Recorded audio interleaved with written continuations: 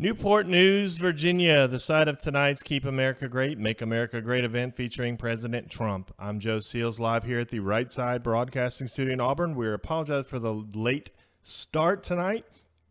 Got held up in the security line. Hope you're ready for another exciting, energetic night. We will be live tonight until the conclusion of President Trump's speech. We'll also be bringing you live tomorrow night the Supreme Court decision, which by now you may have heard. It looks like it's probably going to be Amy Coney Barrett. So we will be bringing that to you before heading to Middletown, Pennsylvania tomorrow night. We're going to send it live right now to our correspondents in the field, Liz Willis, Zoe Sozo, and Grace Saldana. Enjoy.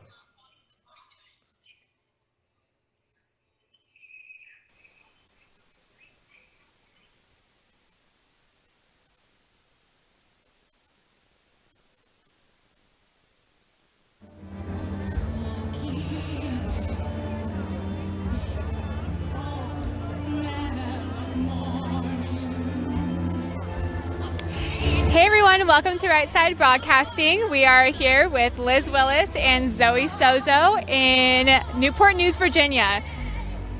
Hi Liz. Hi Grace. And of course we're with Grace. We're super excited to have her. Again, Liz Willis, Grace, and Zoe. We are Right Side Broadcasting Network, also known as RSBN, live from Virginia, where President Trump is going to give one of his latest rallies yet. This is scheduled for 9 p.m. So thank you to everyone that's already tuned in. We're going to be panning the crowds and showing you guys exactly what it's like to be at one of President Trump's rallies. I believe this is his first rally back in the state of Virginia since 2016. So we're seeing a good bit of a crowd here today and a lot of excitement for President Trump to be returning to the great state of Virginia. Zoe, it's been a while since we've seen you here at RSBN. We're so glad to have you back. If you don't mind giving us an update, what you've been up to, any cool things you've got going on? Of course. Thank you, Liz. So, yes, I'm excited to be here in Virginia to hear from President Trump tonight. Recently, I just came back from the Trump Boat Parade over in Virginia, here in Virginia, I should say, and that was fantastic. I love seeing all the energy and everyone participating and doing their part to support support our president. So, yeah, I'm really excited to be here tonight, and I'm ready to hear from our president and what he has to say to the American people. And also, we have the news, of course, that tomorrow he is to appoint the Supreme Court Justice, and we're really excited about that as well. Of course, Democrats have been trying their hardest to prevent him from making a move using emotions on people, using people's emotions to try to, do away with his right to, appoint that justice. So anyways, I'm sure he'll be elaborating on that tonight as well. So I'm excited to hear from him, like I said. But it's beautiful out here. We had a little bit of rain earlier, and it's a bit chilly. Grace here was a little brave to take off her jacket, but I get cold easily. But starting tonight, I'm sure the crowds are getting in here. We have a few people, of course, that have already filled in the seats, and I just took a step outside just to see the line as well. There's still people lining up. Even earlier today when we came around 12 o'clock, it was people lining up as well. So everyone seems to be energetic and ready to hear from our president tonight at 9 p.m. So Grace, now since you are new on the team, what was your first rally? Is this your first time being at a President Trump's rally? I have been to multiple Trump-style rallies, like, at Turning Point events. Whenever he comes to our conferences and stuff like that, I've seen him speak. But last weekend was my first official campaign rally in Fayetteville, North Carolina. So that was a really cool experience for me to see how actual adults in America line up and how they're so energetic to see President Trump. Yes. Really supportive. So yeah, so tonight, of course. Tonight, like I said, Trump will be speaking at 9 p.m. I'm sure there will be some other speakers that will come up prior to. But yeah, so it's a lot of people out here, like I said, showing their support, and we're bringing this to you guys so you can see that as well. Of course, you're not going to get the same thing from mainstream media. And like I said, going back to what I said about the crowds being enthusiastic, seeing the Trump Boat Parade, seeing the caravans around the world, around, let's just say, the United States of America, people are excited and they're ready to hear from him, and for him being so busy and still being able to do this is amazing to me. It's inspiring, like I said, to me.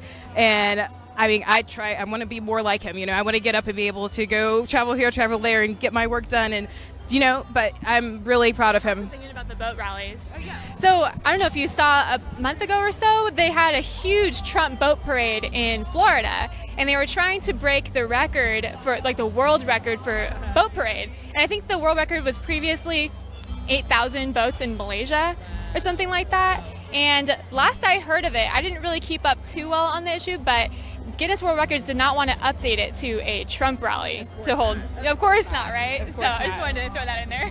Yeah, exactly. So just seeing that bias and seeing how liberals and Democrats have been trying their hardest to prevent Trump from doing the work that he's been doing. And I would say that he's been doing a better job than the previous president, that's for sure. But great. So another thing that we're, of course, facing and having to deal with, and that's the BLM, Black Lives Matter movement, the riots and all this other stuff that's been taking place in the city. How do you feel about that? I know us as conservatives, we want to speak out more and want to point out the wrongs and call out these mayors over these blue states and tell them to, reinforce law and order, okay? I know that they have a certain agenda that they're trying to push, but you should not allow your cities to go to waste, basically. So what do you have to say about the BLM? I have so much to say about BLM and all the riots and everything that's been going on.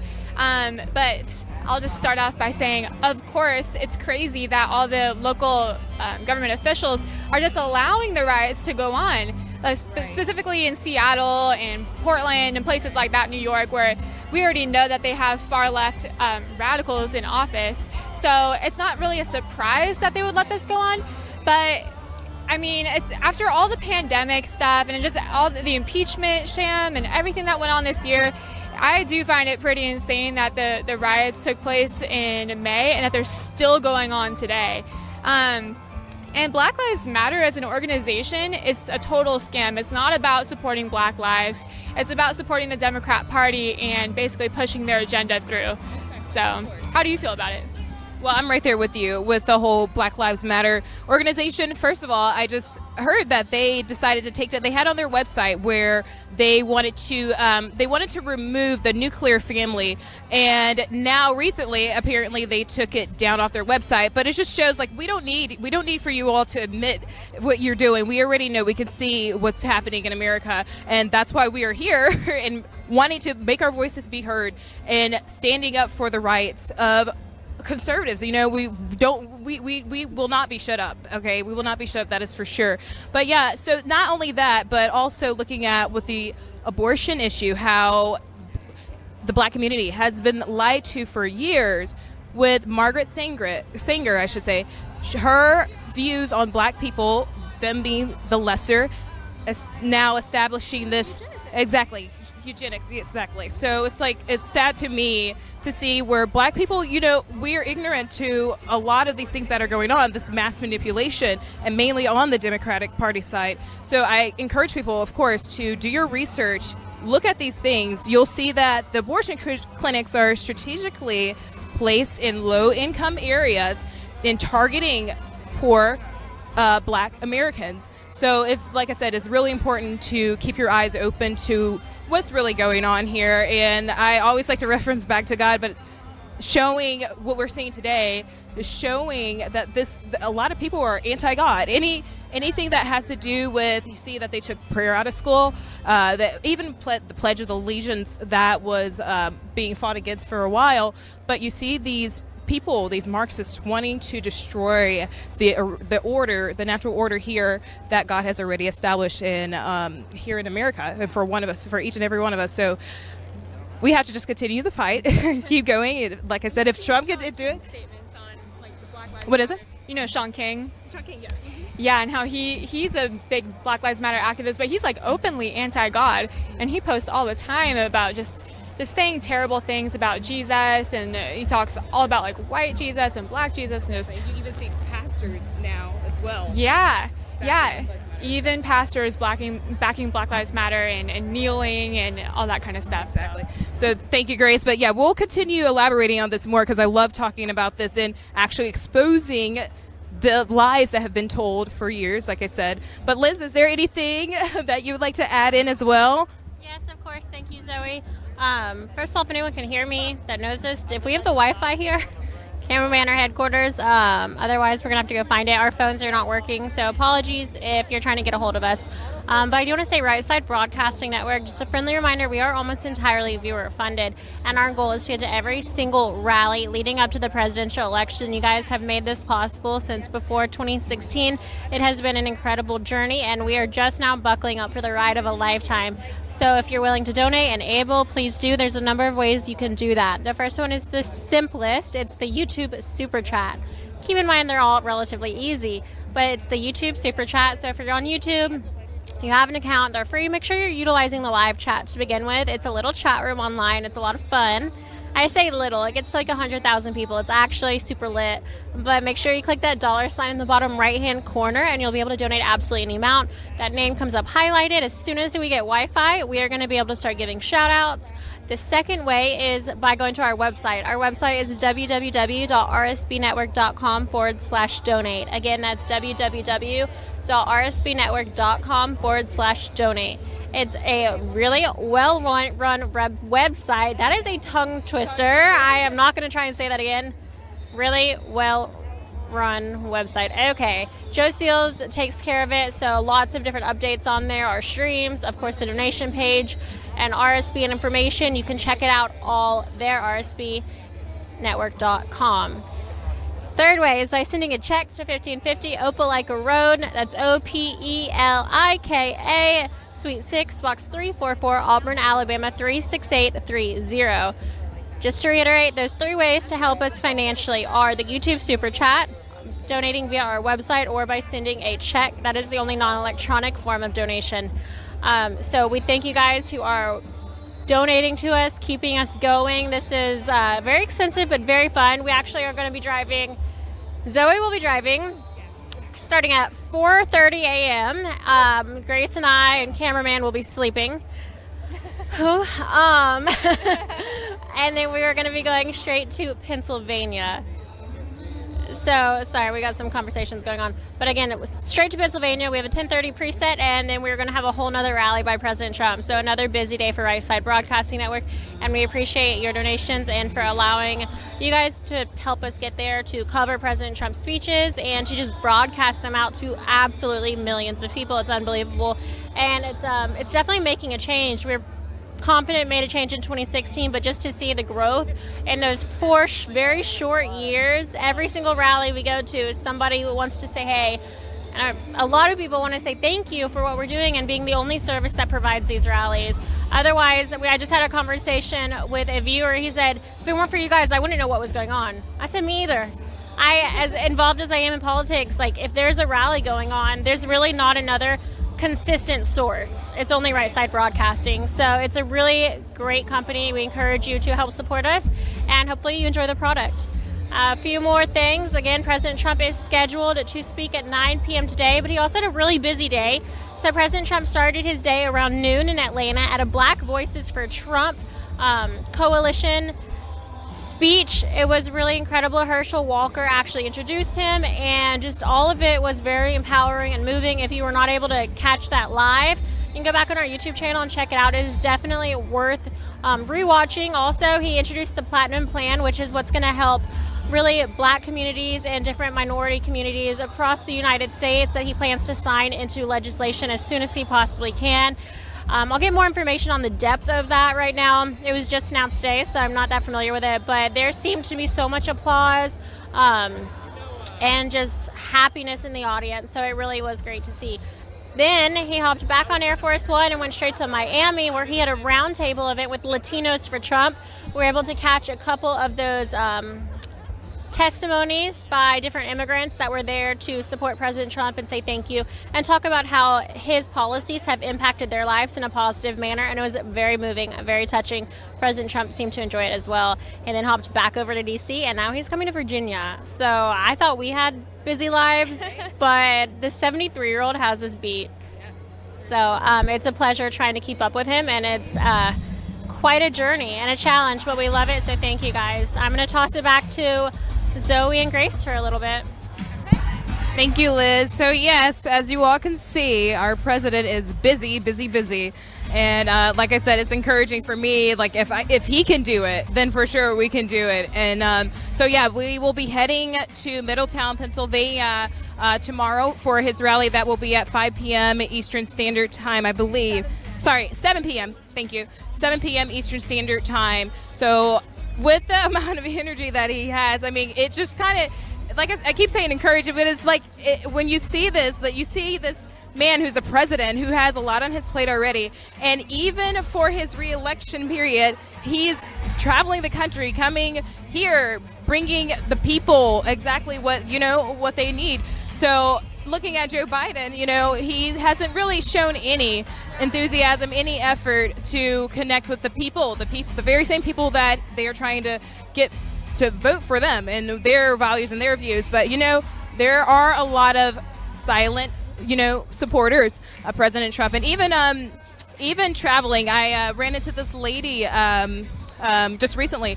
at the airport, and she was telling me, like, I wear my Trump 2020 mask in the airport, but she was saying, hey, I appreciate you doing this because not a lot of us are able to sorry, we're just giving us directions, but not a lot of us are able to be open about our support for our president because of the ostracism and all the negativity that seems that the left are constantly pressing upon the free thinkers and conservatives. So she just going back to, she just said that thank you for showing your support out loud and open and fearless and unapologetic. And I believe 100% if you cannot show your support out in the open, there's no problem with showing your support in other ways, donating, supporting those who who are involved in speaking out and with their platforms, even that being a social media influencer, dedicating our platforms for this election and getting the truth out there. It's really important for us, especially younger people like ourselves, Grace and I and Liz, but it's really important for us to use our voice. And it's not a lot of us. Yeah, so Grace has a question for me. Here you are. So I get this question from people all the time, and so I'm always thinking about it, especially when I come to Trump rallies and stuff. People want to know how can they show support without putting themselves in danger? Without putting themselves into danger. Like they want to be publicly pro-Trump, but they want to hide from the backlash. So what would you recommend to those people? So for that, I would say, of course, you cannot, you never know when you run into the wrong person that's going to end up doing something ridiculous, just because they don't like what you stand for, what you believe. But I tell people all the time, just, God will protect you, first of all. Pray and, keep yourself prayed up because right now, the time that we're living in is getting really serious. People are being attacked. Even I live in Alabama and I put a Trump sticker on my car and I just went to park at work and, I come back out and it's gone. So it's even with that, in any form, any way of any type of negative responses, you just have to pray, and you have to just be smart and exactly just stay away from those type of people that you may feel will attack you just because of something that you believe in that they may not agree with. So but yeah, I mean, I've growing up, I've gone through it. We used to stand outside abortion clinics and we used to try to talk to the girls about their decision, and even with that we would experience negative reactions, people aggressively trying to attack us because they didn't like what we were standing for. But it's sad. I mean, it's going to happen. So it looks like they are going to, okay, sounds like we're going to be led with a prayer.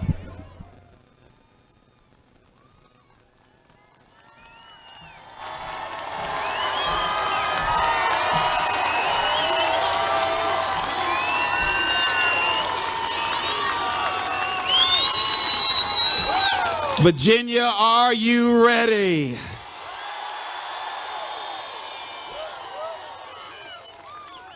We know that we've been waiting for this moment, just like the song said, but we've been waiting because we are about to elect President Donald Trump again for 4 more years. Now, let me tell you something. Before I pray, you have to understand that the enemy is hating right now. He's hating because we are a sea of people who don't care about color. We care about being an American. So the person sitting next to you, as we pray, you're going to have to connect your spirit to their spirit. You're going to have to understand that the American spirit will not be broken. We will not give this nation over to socialism. We will not give this nation over to racism. We will not give this nation over to murder and violence and poverty. This nation belongs to God.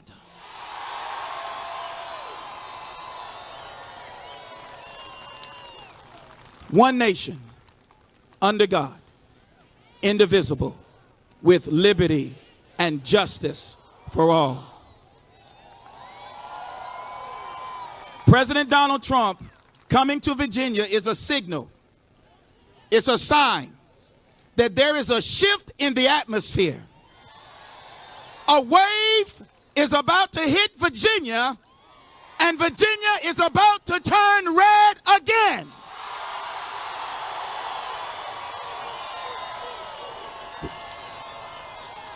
So let us begin to pray. Every person, my sweetie pie Maria is right over there. I love you so much. My precious wife. Hi, Maria. If I didn't say that, I would have lost 50 points tonight, okay? Let's pray.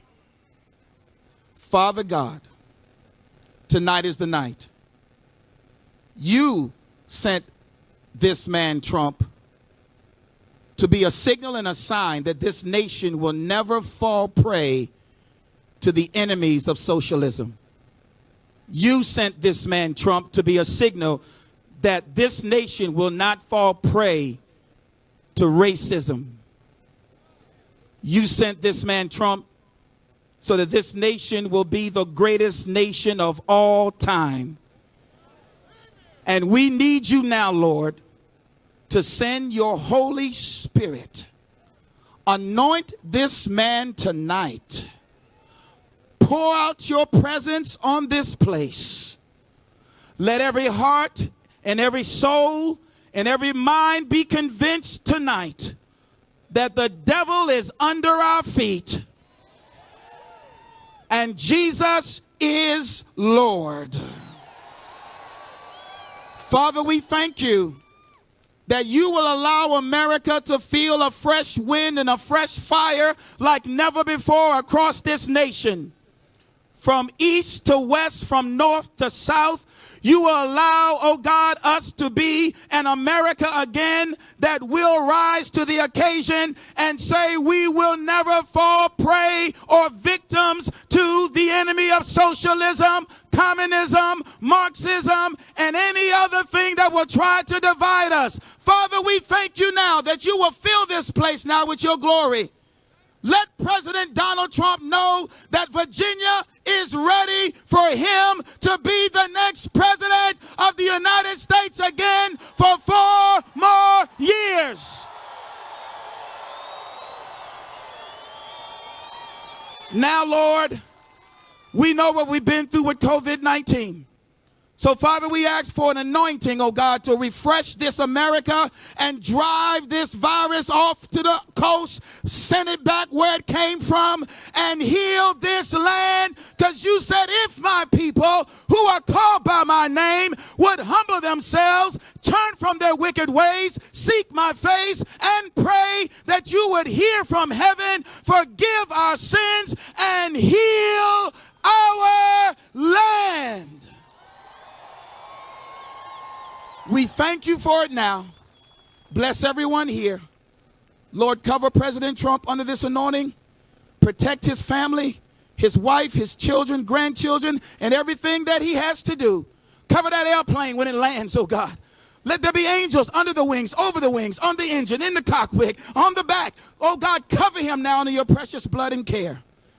And when we leave here tonight, we will have a clear indication that not only will we win, because winning is what we're used to, but we will know that our president paved the way again for America to be saved and not to fall under any enemy who wishes to take us over. So God bless President Trump, bless America, and bless Virginia. In Jesus' name we do pray. Everyone say amen. Say amen. One more time, say amen.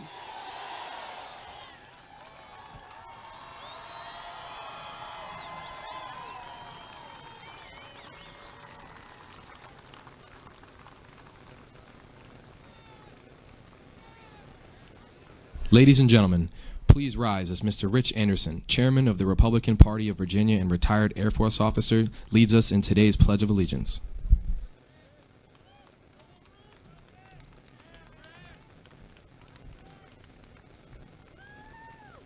My fellow Virginians, we gather in this place at this time near the very founding of America at the Jamestown colony to celebrate liberty and to celebrate the forthcoming re-election of President Donald J. Trump as the 45th President of the United States of America. Brother Leon, you preached it. Thank you, my brother. Leon Benjamin is representative of the great congressional candidates for the United States Senate and the United States House of Representatives who are here with us tonight. And they are the reason that we are going to astound the nation by midnight on November the 3rd.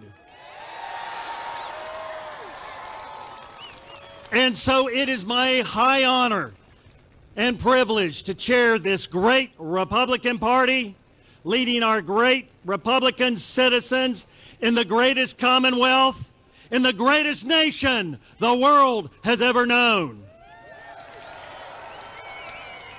And so I would ask you to place your hand on your heart, and if you have worn the cloth of the country, to render a hand salute and join me in facing the colors at my back and rendering the honors to those flags with our Pledge of Allegiance.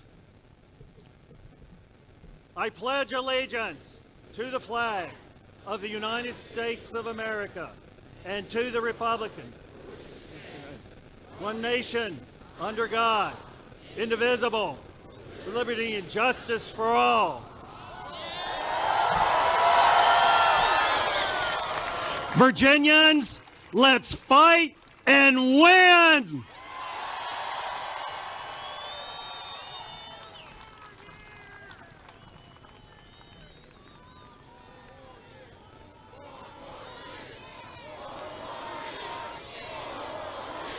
Ladies and gentlemen, please remain standing as Miss Kathy Williams leads us in the national anthem.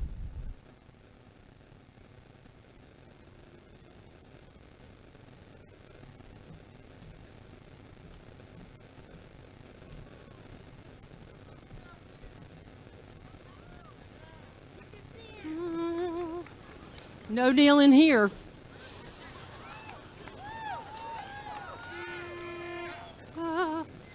Oh, say, can you see by the dawn's early light what so proudly we hailed at the twilight's last gleaming, whose broad stripes and bright stars through the perilous fight o'er the ramparts we watched were so gallantly streaming, and the rockets' red glare, the bombs bursting in air,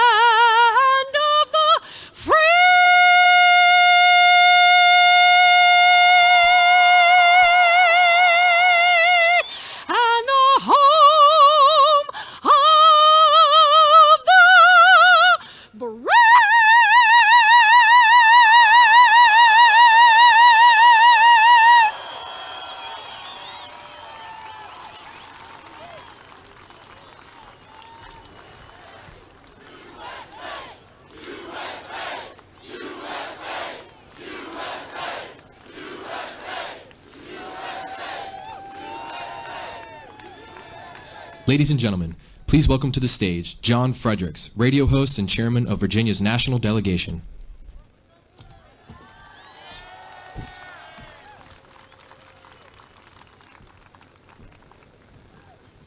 What a fantastic crowd we've got tonight. Give yourself a hand.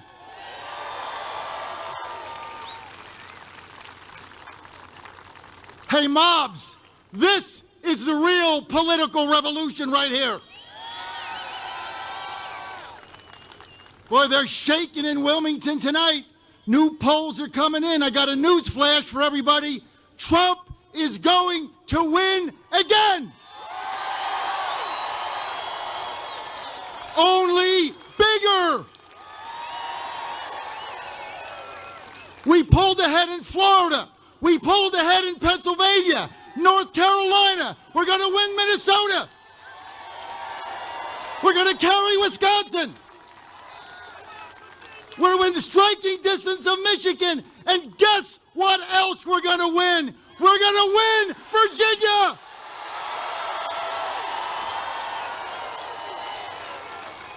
Oh, they're shaking tonight. They have nothing. They're looking at these poll numbers. So what did they try to do? Ralph Northam and the Virginia Democrats, last minute,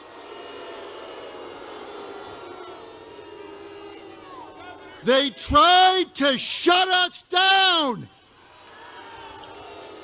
They waited until the polls came out, show us surging. They have no plan. Nobody knocks on doors, no campaign, and now they try to shut us down. Well, I got a news flash for them. Who's woke now?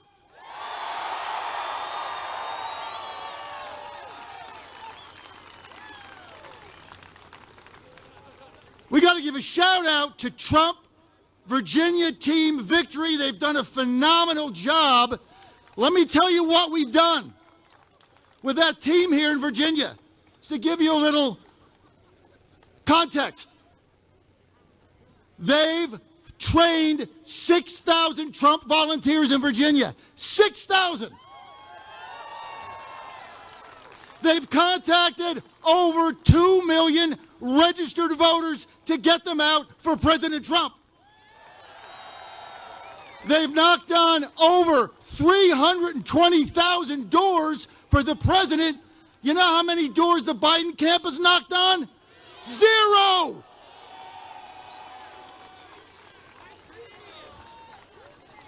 So they tried to shut us down, yet when the mobs come and burn down Richmond by the thousands, they encourage them to come.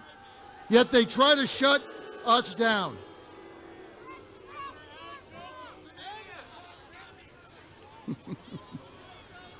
I got a message for Eileen Fillercorn and Caucus of the Corn.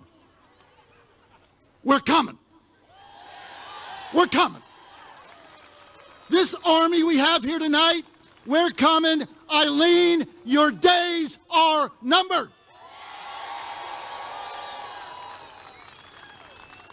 You tonight are the reason why we're going to win Virginia.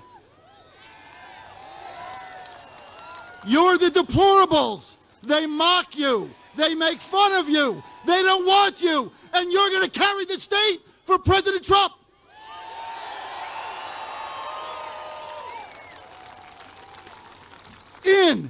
On November 3rd at midnight, you and I and everyone here, we are going to shock the world when Donald Trump carries our electoral votes in Virginia, and this race is done.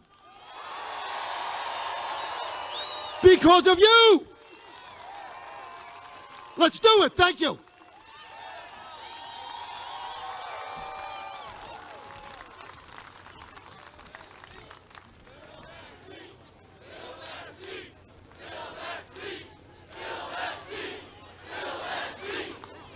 Ladies and gentlemen, please welcome to the stage Delegate Nick Freitas, congressional candidate for Virginia's 7th Congressional District and retired U.S. Army Special Forces.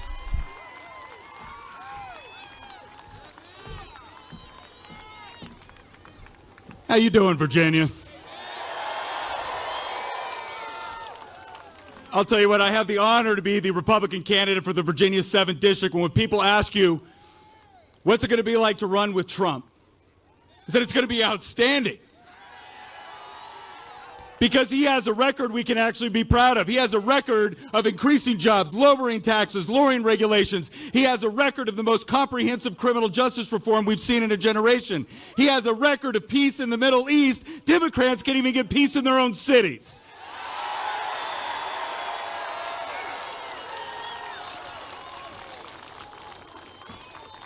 But we have arrived at that moment. I remember the first time I recognized it. I was serving my second tour in Iraq with 1st Special Forces Group. And I remember being overseas, watching as the Democratic Party ran on a platform of wanting to fundamentally change our country. I want you to imagine what it was like to be a service member, away from your family, with your friends, out there fighting for this country, to hear the Democratic Party say that they wanted to fundamentally change it. I can tell you right now, our history is not perfect, no country's is. But the problem has never been with our fundamentals. It has never been with the principles upon which we have been founded. And I will tell you, they're not so subtle about what they want anymore. I entertained the idea for a while that I could get out of the service, that I could get engaged, and that I could make the argument on why these principles of individual liberty, of private property rights, of being free to be in control of your life were something worth defending and protecting. And you know what I was called? The same thing you were all called. You're a racist, you're a bigot, you're a sexist. They don't want to engage in debate because they can't, but I have news for them. You want to know about the party of racism, sexism, bigotry? Last time I checked, it wasn't our party that was the party of slavery. It wasn't our party that fought against women's suffrage. It wasn't our party that locked up Japanese Americans in concentration camps. It wasn't our party of the party of segregation, and it was not our party that did Jim Crow. That was the Democrat Party.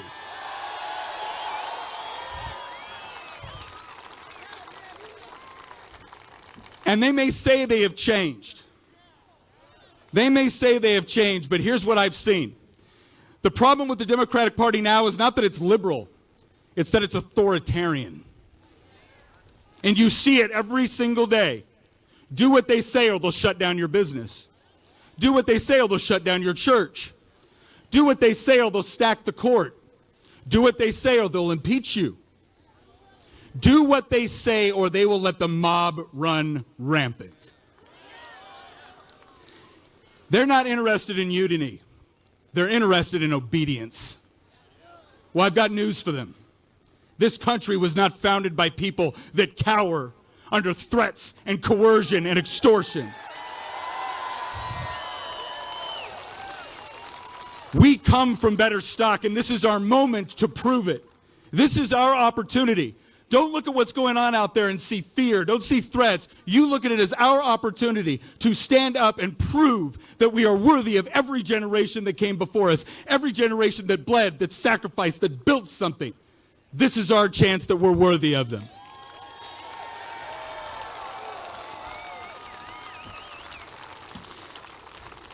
And I'll leave you with this, because I know most of us that are here, we don't love politics. We love our country. But we do have a choice to make, and it is very simple. We are either going to fight for the country that we love, for the liberty that we cherish, or we are going to allow it to be stolen from us.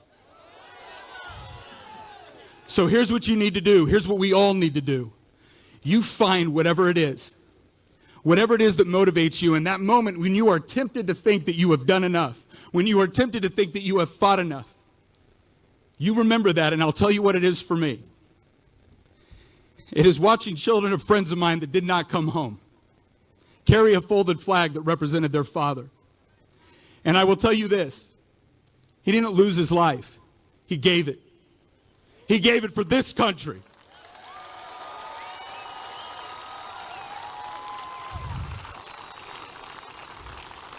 And whenever I'm tired, I think on that moment, I think on that picture in my mind, and I remember that I have a debt that is not paid.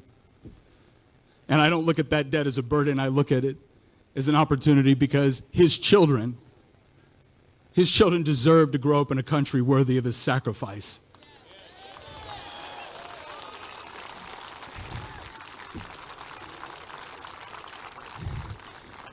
And I go to see that they have it. Will you come with me?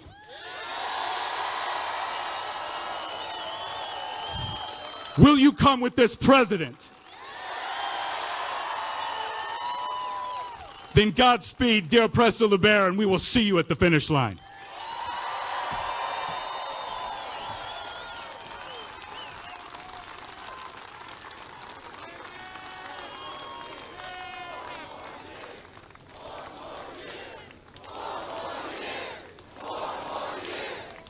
Ladies and gentlemen, please welcome the Honorable Scott Taylor, Congressional candidate for Virginia's 7th Congressional District and retired U.S. Navy SEAL.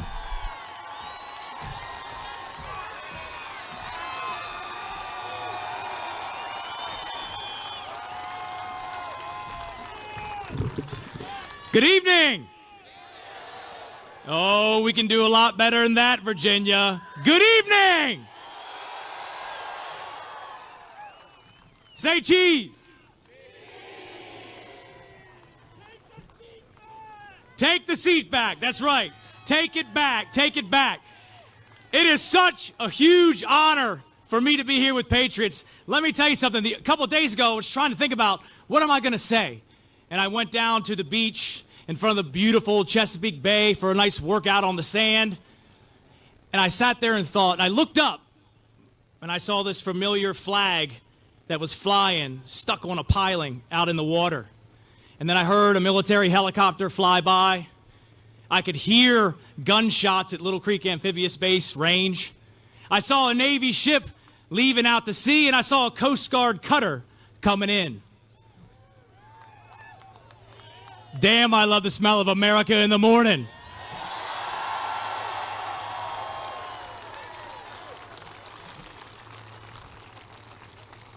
We are here tonight to send a message. And we're going to be really loud about our message. We have lying liberals like Elaine Loria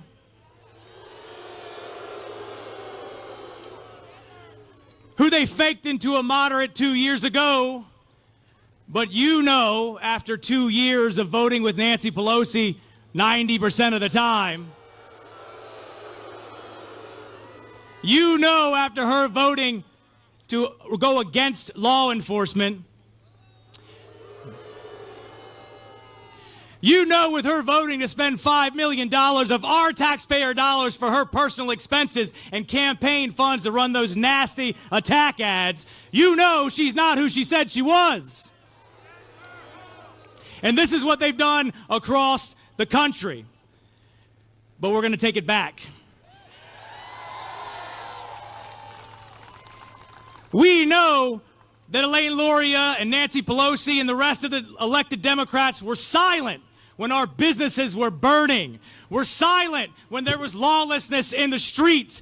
We're silent when that American flag was ordered to be taken down off the Capitol grounds one day before Independence Day because it was a target for protesters.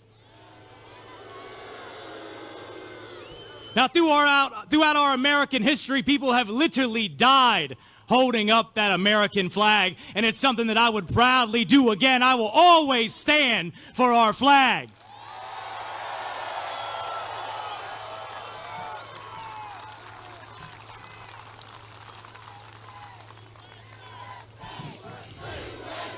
USA!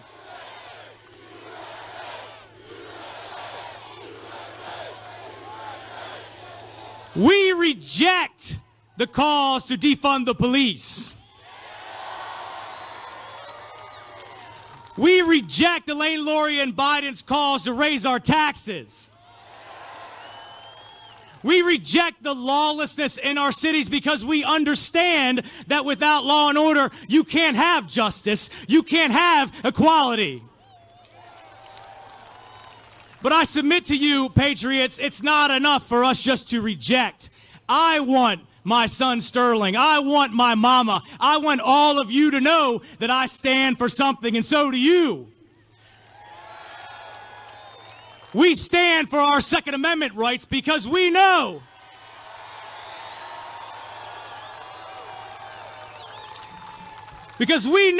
in America, if our government isn't protecting people and properties and business, that we have the God-given right to the Second Amendment to protect ourselves.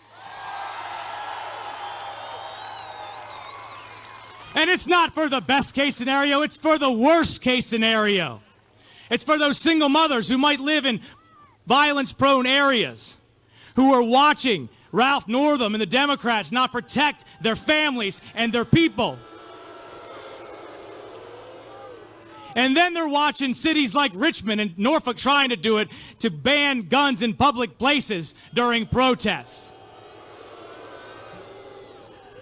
We stand for law enforcement.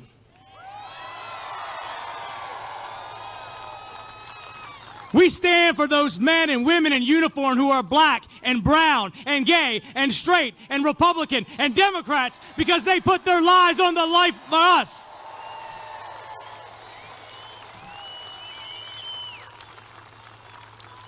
And we stand with President Trump. Now, I know the president, in the elite's mind, in many of the media's mind, in Hollywood's mind, he's not what a president looks like or says or is supposed to be, but he's exactly what we want. I've been with the president receiving a dignified transfer of the body of my brother Ryan Owens in Dover Air Force Base. I've watched him stand up to China.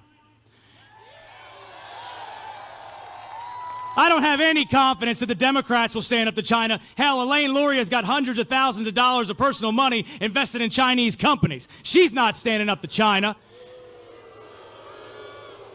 I stood with this president. I stood there in Jerusalem.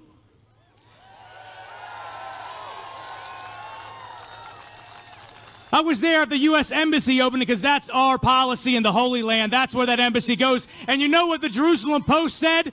The front page of the paper said this: promises made, promises kept.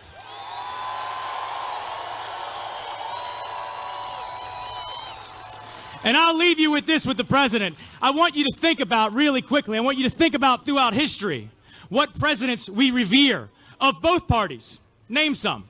Reagan, Lincoln, JFK, TDR, FDR.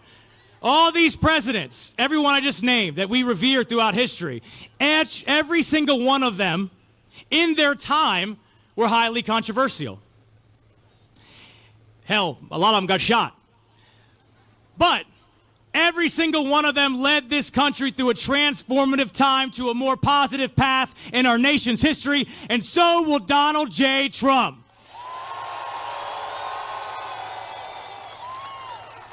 So I submit to you 4 more years, 4 more years, 4 more years.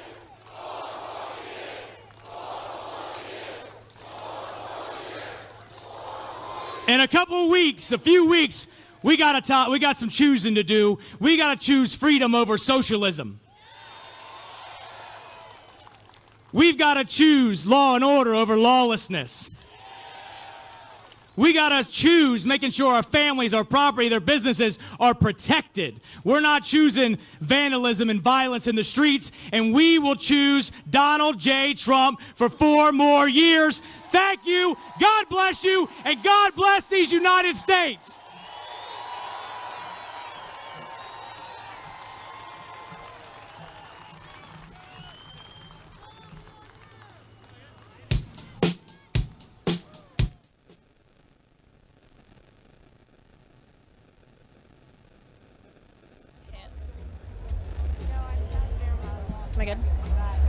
Hi everyone, welcome back to Right Side Broadcasting Network. I'm one of your hostesses for the evening. My name's Liz Willis, and we are thrilled to be bringing you President Trump's rally live from Newport News, Virginia.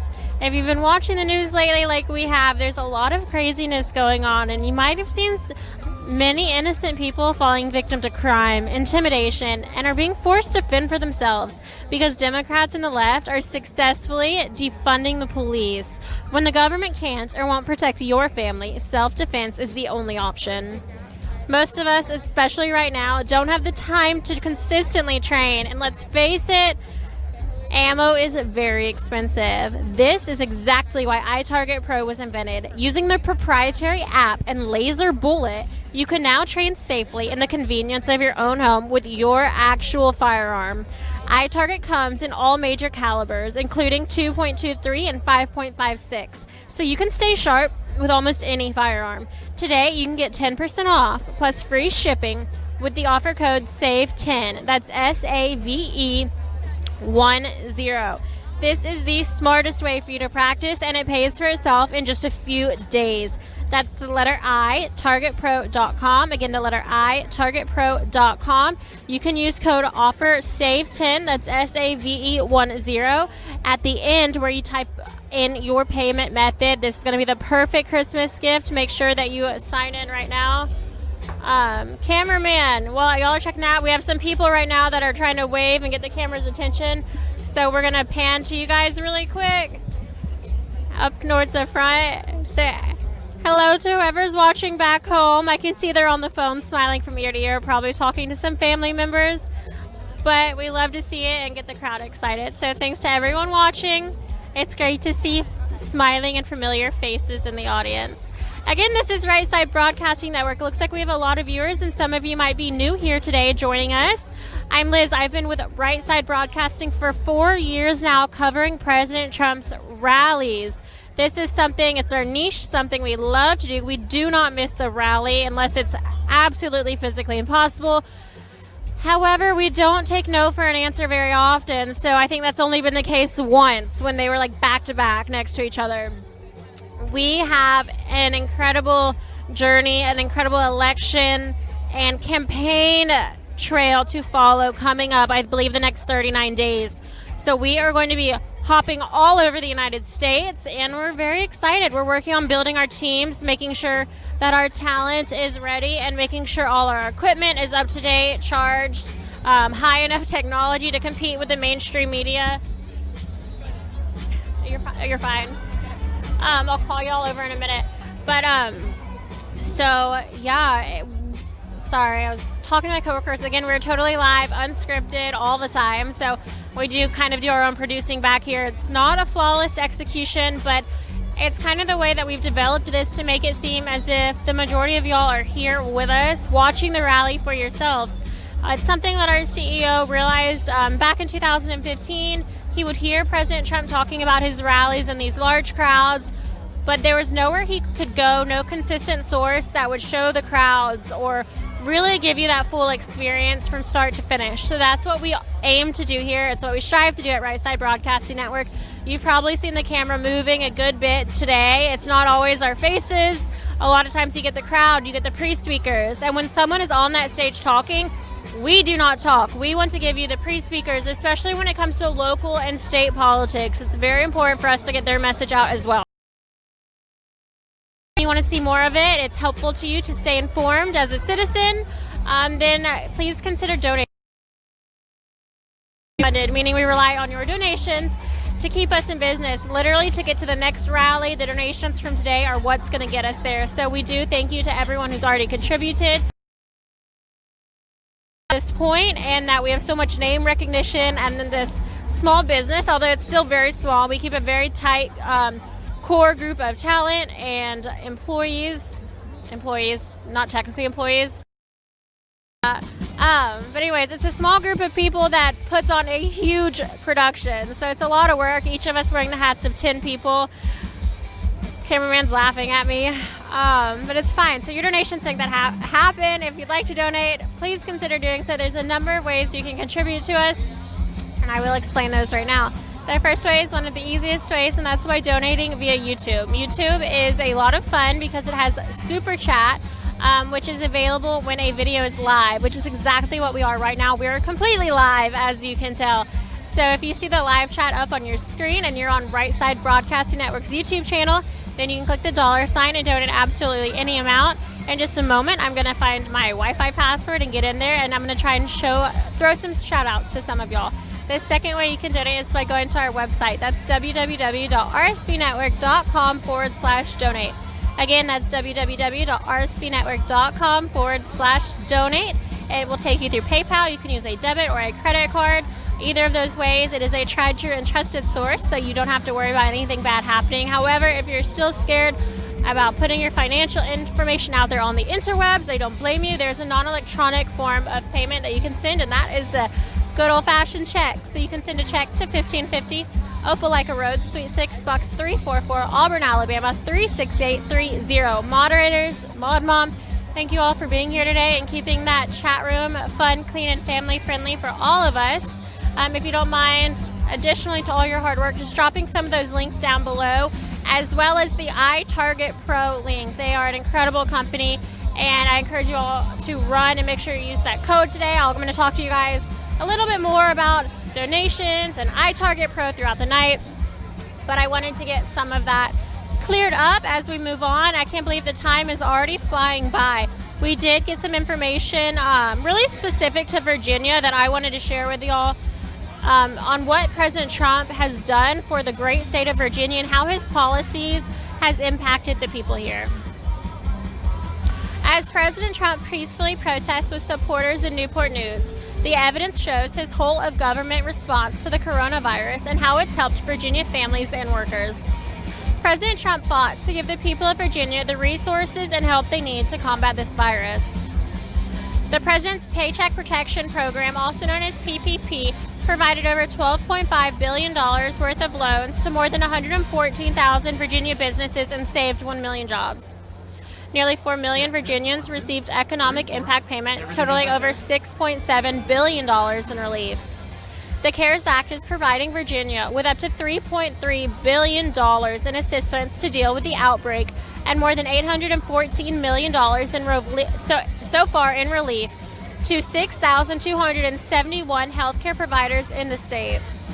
Virginia businesses are poised for a historic comeback thanks to President Trump's timeout. Y'all are distracting me. Hold on. Virginia added more than 161,300 new jobs in the first 3 years of the Trump administration, including more than 7,800 new manufacturing jobs. In February, Virginia's unemployment rate was just 2.6%. During the Obama-Biden administration, the average unemployment rate in Virginia was 5.7%. President Trump's historic Tax Cuts and Jobs Act is projected to create 32,000 new Virginia jobs over the next decade. The law also designated 212 Virginia communities as opportunity zones, which will drive new private investment into distressed and predominantly minority communities. President Trump kept his promise to negotiate America First trade deals, providing a massive boost to Virginia's economy. The President's United States-Mexico-Canada agreement, also known as USMCA trade deal, will boost Virginia's economy and create new jobs in the state, which exports $4.3 billion worth of goods to Canada and Mexico each year. Trade with Canada and Mexico support nearly 33,000 jobs within this state. The USMCA will boost Virginia's agricultural exports, helping the state's farmers and agriculture workers. President Trump is defunding Virginia farmers and agricultural producers from China by providing more than $72 million in direct USDA payments to offset the damage of Chinese tariffs. But Joe Biden's disastrous agenda will decimate Virginia's recovering economy and undo President Trump's policies that help Virginians the most. The terrible trade deals that Joe Biden supported throughout his 44 years in office has killed Virginia jobs. Virginia lost 13,100 jobs due to higher trade deficits with Mexico under NAFTA. Virginia lost 134,700 manufacturing jobs between when NAFTA took effect in '94 and when President Trump was elected. Biden voted to normalize trade regulations with China, which killed 66,200 Virginia jobs due to higher trade deficits. Biden's radical energy policies would devastate Virginia workers and businesses.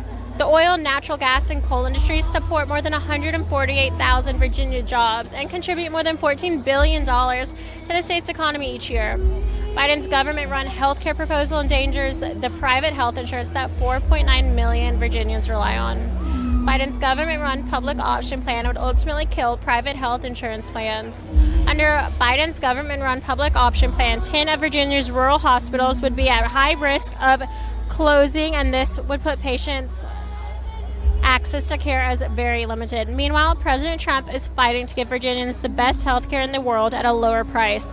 The average Obamacare premium in Virginia decreased 2.6% over the last 2 years. Incredible work and accomplishments under President Trump's administration regarding the great state of Virginia. Again, all of those statistics were specific to Virginia. Thank you for bearing with me. Again, no teleprompter here. My girls are over here. I'm going to pull them back up in a minute while I look for... He's going to help me out get the Wi-Fi. While I'm pulling that up, I'm going to toss the microphone over to Zoe and Grace. Again, I'm Liz Willis.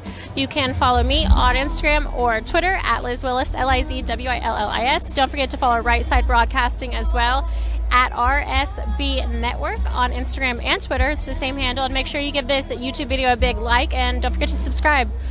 Back to you, ladies. Thank you, Liz. So Grace and I were just on the side here talking and kind of admiring all that President Trump has been doing since he's been elected president. So one of the things that we were focusing on is like what we were talking about earlier, the abortion issue, but just to kind of elaborate on that in our own personal lives. Like, you know, I mentioned how like when I was younger, we used to go out and, you know, stand in front of the abortion clinics, and we would have the conversations with the girls that would go in and, you know, try to be there as a support, you know, give them an alternative way. But like I said, like we were talking about these things, and even in our own lives, like we're passionate about speaking out when we can, using our platforms. I mentioned earlier about being a social media influencer, but it's a great opportunity to reach a lot of people, you know, all over the world, really.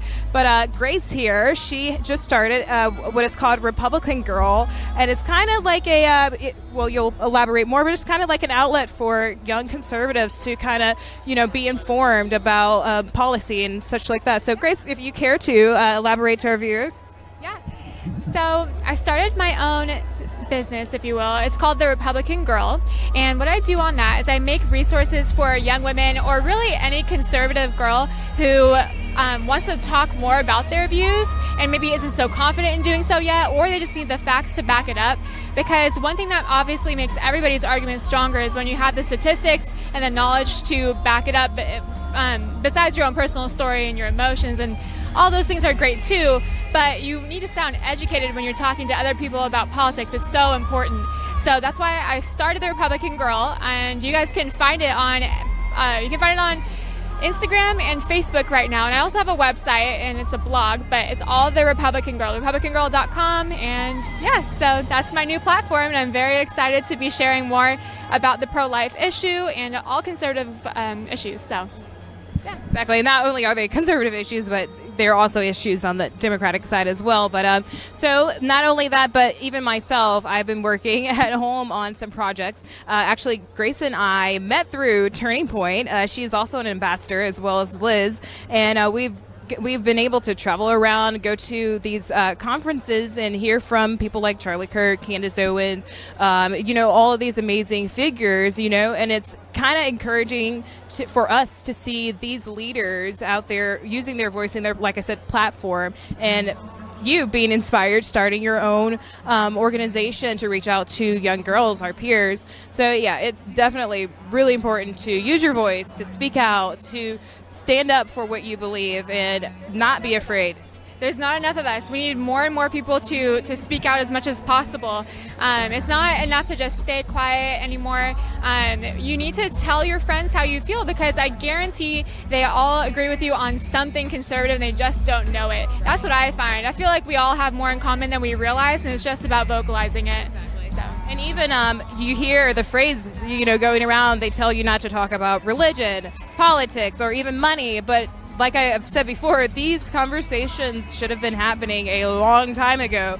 You know, this is why we have people today who are offended easily offended by something they may disagree with. America, the melting pot, the land of the free, land of liberty. We come from all over. We have so many ideas, beliefs, and if we are not able to sit down with each other and converse and, learn about, educating ourselves on the policies and such like that, you're going to have, like I said, the situation that you have now because no one's able to sit down and have a cordial conversation without getting nasty, without calling you names, without insulting your intelligence.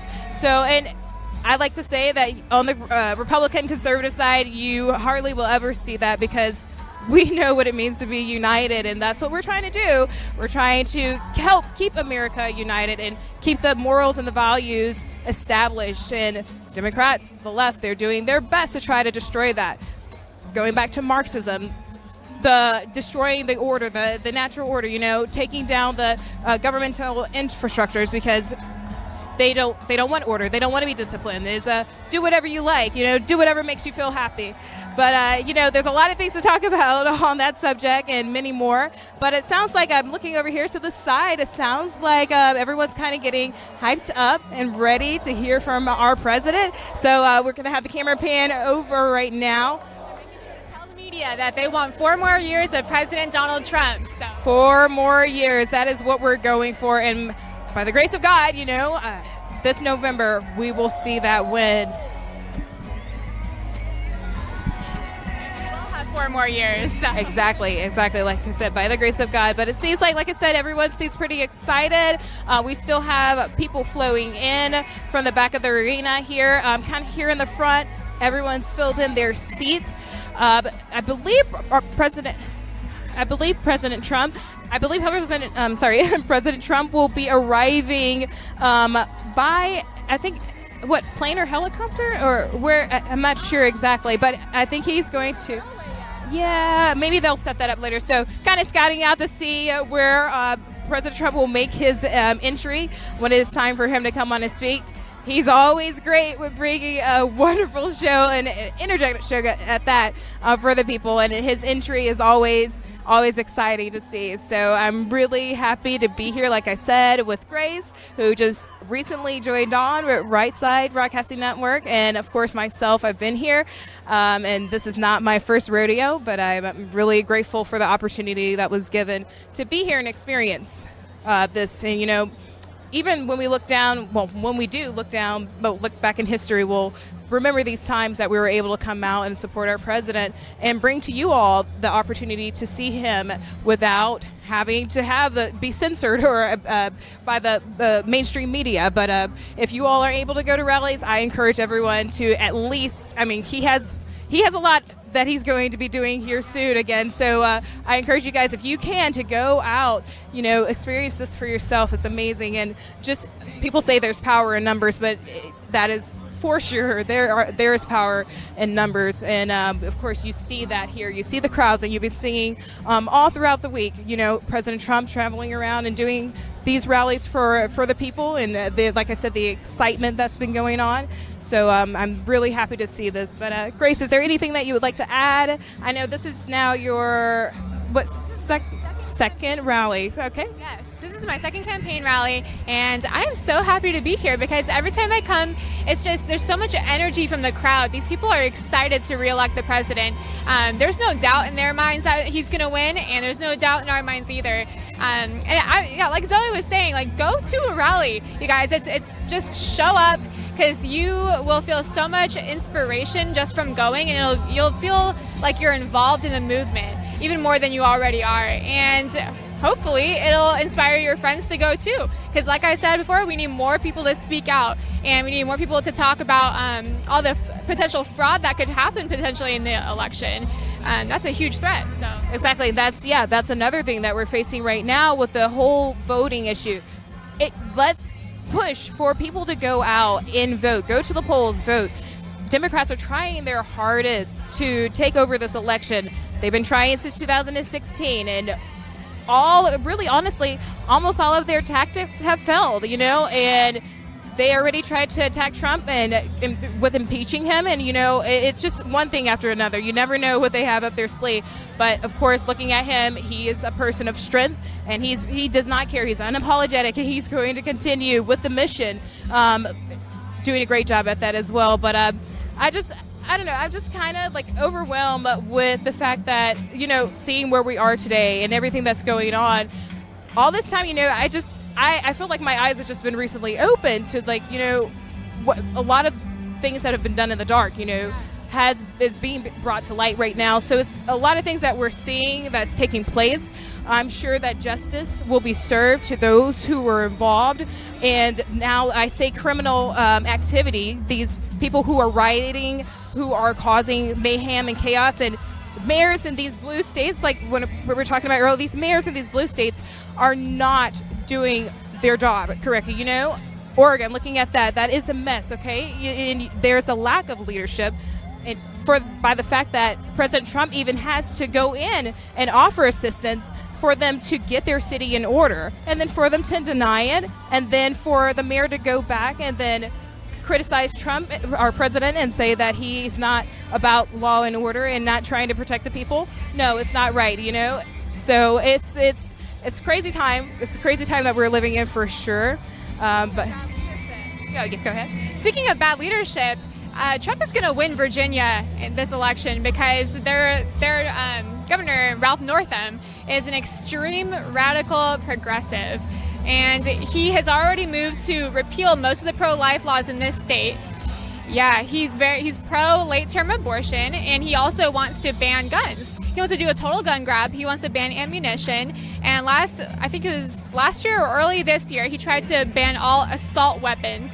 And the people here aren't having it. There's tons of armed patriots ready to go here. They are not going to have their guns taken away. And I think that's probably really woken a lot of people up since he was elected. And I think that's probably also why Trump is closing the gap between him and Biden. Just a couple months ago in the summer, Biden was up by, I think it was 12 points. And now he's only up by 5 points, according to the polls, which we don't even know if we can trust anyway, right? So for all we know, it could be Trump is up by 5 points over Biden. So I think we're going to see a big red wave here in Virginia, too. And just to add to that, you're probably going to see a lot of other blue states turn red.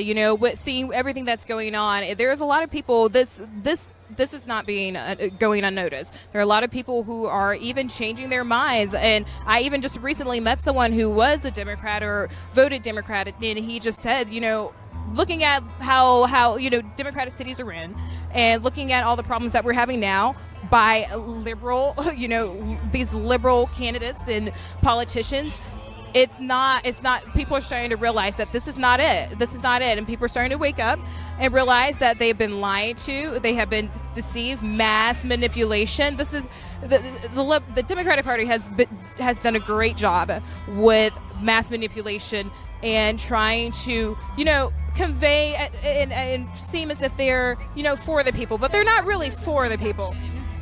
Yeah, exactly. Grace was saying they're masters of deception. Exactly that.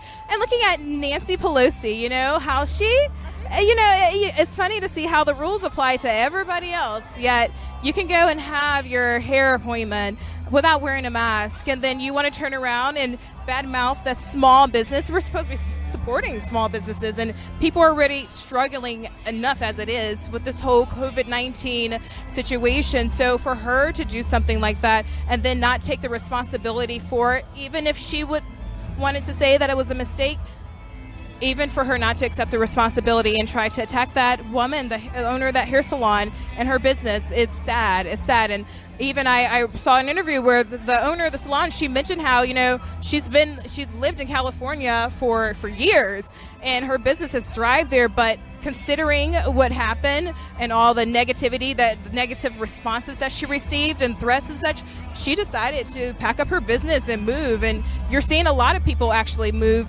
away from California and some of these, like I said, blue states, because they're starting to notice where this is not it. This is not the American dream. This is not what America stands for. Okay, we don't want the rioting. We don't want the looting. We don't want the disorder. We want law and order, and that's what our President Trump is standing for, and he will continue standing for. No matter what happens. So, Grace, is like I said, there's a lot of things that we could talk about, all these issues, and I get very passionate sometimes when it comes to proclaiming the reason why I support our president. And I tell people, I just like with any other political candidate, you're not going to agree with everything they say or do. Okay, I'm not voting for the personality. I'm voting for the policy. So Grace, did you have anything you would like to add to that as well? Yeah, I'll name all the reasons why I love President Trump. No, but I do pretty much love everything he does. There's not a single thing that a single executive order or legislation package or anything like that has not been for the American people. Everything he has done has been for us, not to line his pockets. It's not for the bureaucrats he works with. It's not for his party. He doesn't care about political alliances and making people happy. He's willing to do the hard work and do what's right for the American people. In fact, just yesterday, this is big news, but guess what? Nobody wants to report on it. He signed an executive order saying that the government cannot exclude people with pre-existing conditions from getting health care. So that is a huge deal, especially amid repealing Obamacare and going forward in pushing private policy on people and trying to get them to purchase private insurance and getting those people protected that need it. And he's also taking on big pharma in a huge way, and that's also not being reported. So that's one of my favorite things that he's done, just because it's so monumental that nobody else has been able to achieve, but also all the peace deals he's done recently. He's done 3 in a month with between Israel and normalizing relations with other Middle Eastern countries. And he also did the Born Alive bill, which we were talking about earlier. So I know pro-life is one of your favorite issues. So what do you think about that executive order? Of course. So back to what Grace was saying, we were talking earlier about the Born Alive bill and how that is it's so important to stand for the unborn, for those who do not have a voice yet. People try to desensitize themselves and say, oh, it's a fetus, it's this, and no, okay, it's life, and it's something that God placed in you, and it's not a pig, it's not an animal. This is a human being, and for you to say and try to justify the act of murder, and it's really sad. It just shows where we are in this nation. But for years, children have been targeted. We're talking about the sex trafficking issue right now. That is something that has been going on for the longest time. And people want to talk about like slavery and how, black people have been enslaved for all these. Yes, I think humanity as a whole, we all have been enslaved in some form, in some way throughout history, even today in some way, but it's important for us to just be able to sit back and have a better perspective on everything that's going on and be able to, come together with our thoughts and, like I said, educate ourselves on these policies, on these candidates and what they believe. Republican, Democratic, does not matter, because even with Republicans, and conservatives, you just have to kind of watch out and make sure that just because they have Republican or conservative, that they are truly that a Republican and conservative. So you have we were talking about earlier how there are some there's really a lot of conservatives who voted for President Trump, but they are not pro-life, they are pro-choice. So it's, in this movement and in my growth in it, I've come to realize that, even in the conservative movement, you're going to have other people that you disagree with when it comes to certain things. But do I, unfriend you, or do I, decide to just continue my relationship with you just because I don't agree? No, I don't. But I just think it's important to stay united, stand with each other and just show support. So anyways, with all that, really excited to be here again with Grace and Liz and the whole team. And I'm ready to hear from our president tonight. Again, he will be speaking, if he's on schedule, at 9 p.m. tonight. So, going to try to get to the YouTube super chat to try to talk with you guys if it's working here. So. Yeah, my Wi-Fi isn't that great on the super chats, but I think we're going to toss it back to our CEO, Joe. Thanks, Grace. Thank you, Zoe. You ladies are doing a fantastic job tonight. As always, we are live in Newport News. The crowd is amazing here. We're going to show you some of that overflow in just a second. It is really unbelievable. Virginia is supposed to not be in play for the Republicans in 2020, but I have a feeling that it is. Same thing with Arizona. You look at the voter registration trends in Arizona, and you see that it is a whole lot closer than they're letting us believe. And I think that's the case all across the country. You see the Democrats everywhere they go are trying to cheat. And I mean, you saw the mail-in ballot thing and the ballots found in the ditch in Pennsylvania the other day. I think they know this is the only way that they can win. If this is a free and fair election, the president is going to win 40 states plus, maybe even more. That's just my opinion. I've seen the enthusiasm. I was here in 2016 with the Trump campaign, here in the studio, working with them. And I remember the enthusiasm level was off the charts in 2016. But I'm seeing that plus a little bit more now. I think that this election is so important. And I think that you have Democrats who are coming over to the Republican side because there are still some fair-minded Democrats left who absolutely are abhorred by what they're seeing happen in the big cities across America. And they may not like President Trump's tweets. They may not like everything about him, but they love America, and they're not going to allow this to happen in our country. That's, I think, going to be the difference between President Trump and Joe Biden in this election, is the left is not united. We are united on the right, and we're going to bring a lot of the Democrats who are reasonable and who love America. That's what I think. But I think President Trump is going to play well in Virginia and also Pennsylvania. We're going to be camped out in Pennsylvania. We may have a crew stationed in Pennsylvania. That's how much Pennsylvania means in this election. The Keystone State is a huge key to this election. If the president can win Pennsylvania, it's very unlikely that Joe Biden is going to win. So I want to remind everybody we'll be in Pennsylvania tomorrow night in Middletown, PA, just outside of Harrisburg tomorrow night. It's going to be an exciting night because President Trump's Supreme Court pick will be announced in the Rose Garden of the White House, 5 p.m. Eastern. You can watch that right here on RSBN. Most think it's going to be Amy Coney Barrett, and that we will transition over to our coverage of the campaign event in Middletown tomorrow night, 7:30 p.m. Eastern time start for that one. And then just announced we are going to be in Minnesota next Wednesday, Duluth, Minnesota next Wednesday, the day after the first presidential debate. So appreciate all of you.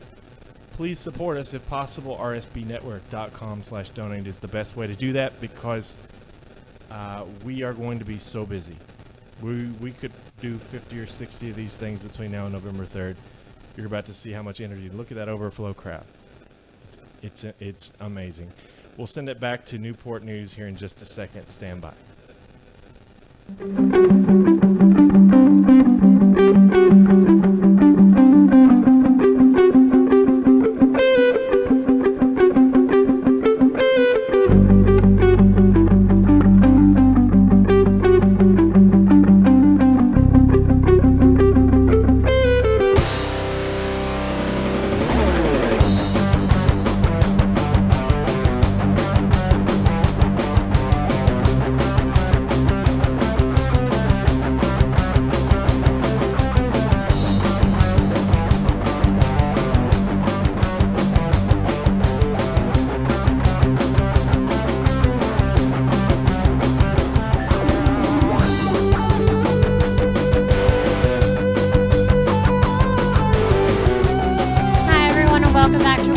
Broadcasting Network. I'm your host today, one of them at least. My name is Liz Willis. That's Lizwillis. We have almost entirely full venue here today in Newport News, Virginia, where President Trump is scheduled to give his remarks in just under 1 hour. It looks like he is going to be on time today. He's about 50 minutes away right now. We're going to keep you updated on the press pool and what they have to say about his whereabouts. He's had an extremely busy day. We've talked about it But it looks like we have a lot of new people who have jumped in to this live stream. We are so excited. Looks like we're killing it with numbers today. I have a goal. Our goal today is 120,000 YouTube viewers congruently. So hopefully you guys can help us get there. Make sure that you're liking this stream, commenting as much as you can. It sounds so silly, but in order for this stream, if you're unfamiliar with social media platforms and how they work, the more activity that something gets, the more that the algorithm will pick up on it and boost it up to other users on this platform via their Explore page and whatnot. So it'll be more suggested to more people if you guys are really interacting, viewing, watching, sharing, commenting. It all really helps out more than you have any idea. So please continue to do that. Again, we want to break 120,000. It is pretty crazy that we are here in Virginia, a state that is supposedly going to Biden. President Trump is not polling to win this state, but if you look around, once again, President Trump has a packed house. It's a chilly night today, but would you look at this crowd? It is unbelievable. It doesn't matter where he goes. This is going to be packed. I've yet to go somewhere that isn't. It's incredible. The energy, the excitement, the patriotism, the nationalism. There's so much to talk about here at a President Trump rally. And for a lot of people, this is in the multiples of rallies. They come to as many as they possibly can. They just cannot get enough of President Trump. It's truly remarkable. One of these things that a lot of people here support, something that Virginia is fighting hard for, as they should be, something that their government is actually trying to take away right now, is their Second Amendment rights. And you know what happens when you take away people's guns? Innocent people fall victim to crime. They fall victim to intimidation. And they're going to be forced to fend for themselves because the Democrats and the left just don't care about their rights. If the government can't or won't protect your family and you can't protect your family, what is left to do? You're going to have to make sure that you are as well prepared as possible with your firearms. You want to be sure that you can protect your family, and self-defense is the only option sometimes. Most of us don't have the time to consistently train, plus ammo can be really expensive. This is why iTarget Pro was invented. Using the proprietary app and laser bullet, you can now train safely in the convenience of your own home with your actual firearm. iTarget comes in all major calibers, including 2.23 and 5.56. So you can stay sharp with almost any firearm. Today, since iTarget Pro is partnering with Right Side Broadcasting Network for this rally, you can use code SAVE10 for 10% off plus free shipping. I absolutely love free shipping, so make sure you use this code within 24 hours. This is the smartest way for you to practice, and it pays for itself in just a few days. You guys, that's the letter I, targetpro.com. Again, itargetpro.com. Use offer code SAVE10. That's SAVE10. It is so cool. It's a bullet you put into your gun. It doesn't actually shoot out of the gun. It actually shoots a laser, which will hit a target. Your phone camera will register that onto an app, and it'll be able to tell you and calculate exactly how you're shooting, how far off, how accurate you are. So it is a great way to train yourself. It's also very safe, and it's a really cool Christmas gift idea. So you guys run, don't walk to that website, itargetpro.com. Use offer code SAVE10. I also want to say thank you to those who have donated so far. It looks like we have a lot of website donations coming through. For those who are asking, our website is www.rsbnetwork.com/donate. If you want to check that out. We have Kent Black, who commented and said, Virginia is for lovers of freedom. MAGA, 4 more years by the grace of God. Patrick McLaughlin said, excellent job. Keep up the good work. Oh, it looks like my phone is struggling to load right now. I want to read all of these wonderful shout outs. You guys, bear with me. We're going to try this one again. Okay, we reloaded, so we might be able to get some of these shout outs going. Again, I'm Liz. This is Right Side Broadcasting Network. We are here today. You can see this massive crowd, the energy here in Virginia for a state that's supposed to be blue, a state that voted for Hillary in 2016, and I think they're sick of it. They are sick of the left threatening their Second Amendment rights, most of all. It's ridiculous. President Trump will be here today to talk A lot about that in just 45 minutes. Air Force One is scheduled to land right behind us. It should be another beautiful evening. We have David McDougall who said, thank you for your zeal. Thank you, Father, for your comments tonight. Gay Sullivan said 4 more years and God bless you and your family. Marsha Aquino said, thank you for covering President Trump's rallies. More power to Right Side Broadcasting, MAGA. Rita Bush said your coverage is spot on with President Trump. Thanks for all you do. Susan Phillips-Jones said great coverage as always. Thank you for all your hard work. You're doing an incredible job. Love being able to see the president speak. I'm hopping over to the YouTube Super Chat now, so hopefully some of you can join me. Let me see these numbers. Let's see what we're working with here. Again, my goal for today is 120,000. It looks like we've got 56,000. That's fine. I understand. I mean, that's a great number. POTUS hasn't even taken the stage yet, but you guys better help me double that when he does take the stage. This is the President of the United States. He has had such a busy day. It's truly been unbelievable.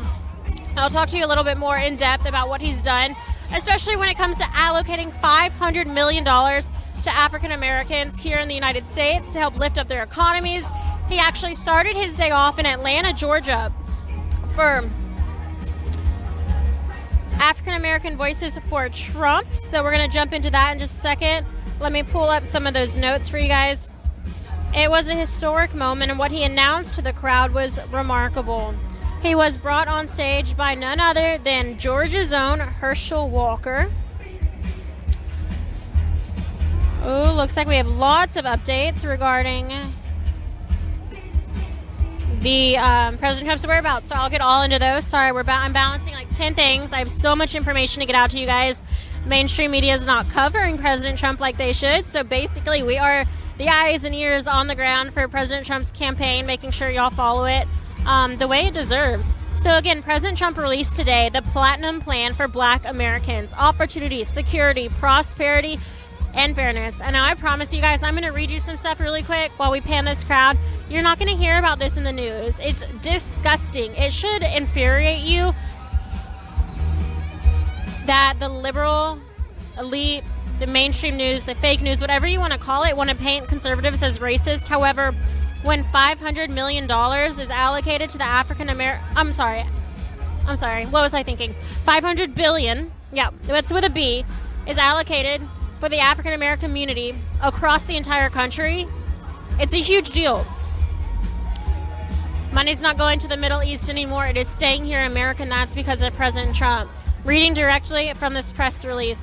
Building on his record of promises made, promises kept, President Donald J. Trump has released the Platinum Plan for Black America, which will uplift Black communities across the country through a $5 billion, with a B, dollar investment. $500 billion investment. Sorry, I never read numbers that large. It's insane. After years of neglect by Democrat politicians, Black Americans have finally found a true advocate in President Trump, who is working tirelessly to deliver greater opportunity, security, prosperity, and fairness to their communities.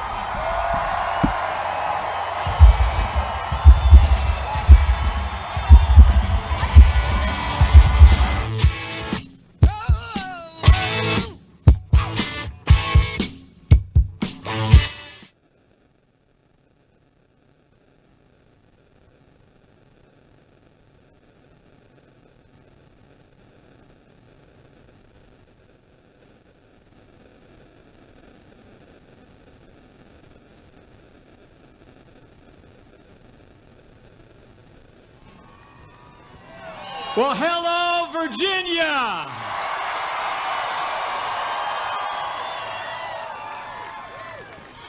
Congressman Rob Whitman, Republican Chairman Rich Anderson, my fellow Republicans, my fellow Americans, it is great to be back in the Old Dominion state.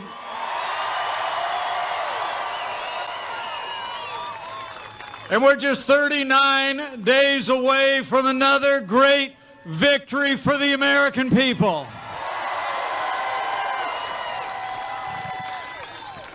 But I'm here for one reason, and one reason only. And that is that Virginia and America need 4 more years of President Donald Trump in the White House. It's on, Virginia. And the road to victory runs right through the Tidewater.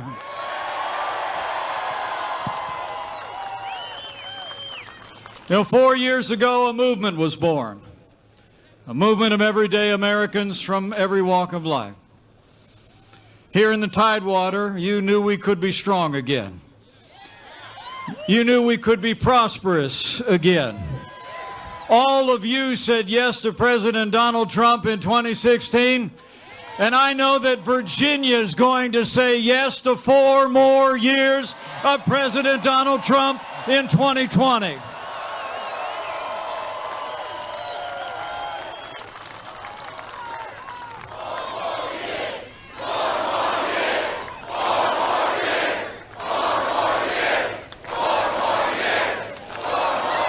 And just think how far we've come.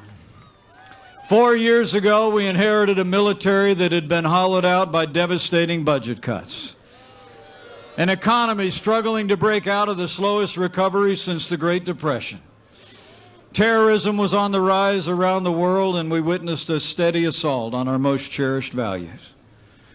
But standing here, just miles from the largest naval base in the world,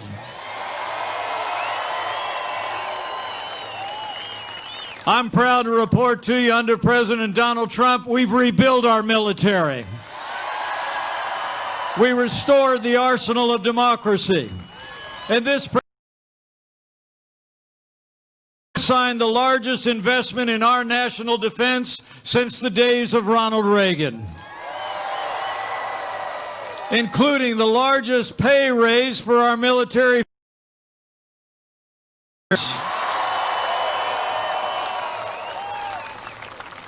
And close to home, Hampton Roads, under this president, saw 3 additional Navy ships stationed here, adding 25,000 military personnel, contractors, and their families to this community, bringing the economic impact of the Navy to more than $16 billion.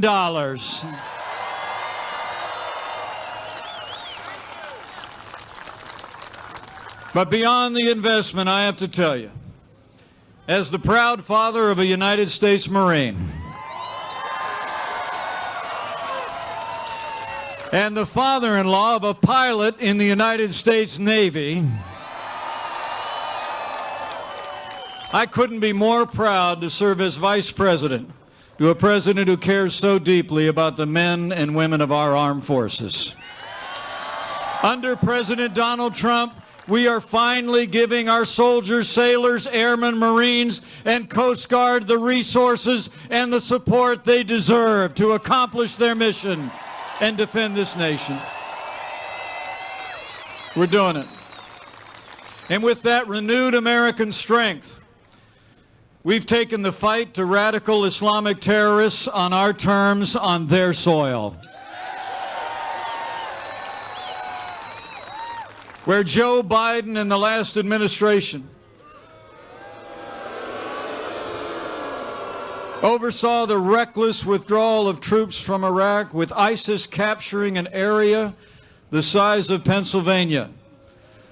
Under our Commander-in-Chief, the armed forces of the United States captured the last inch of ISIS territory, crushed their caliphate, and took down their leader without one American casualty.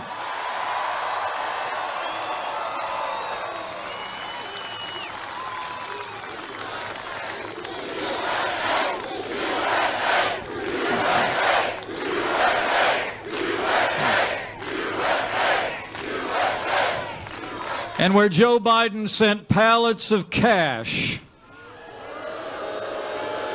to the mullahs in Iran, President Trump got us out of the Iran nuclear deal, gave the order to take down the world's most dangerous terrorist, and Qasem Soleimani is gone.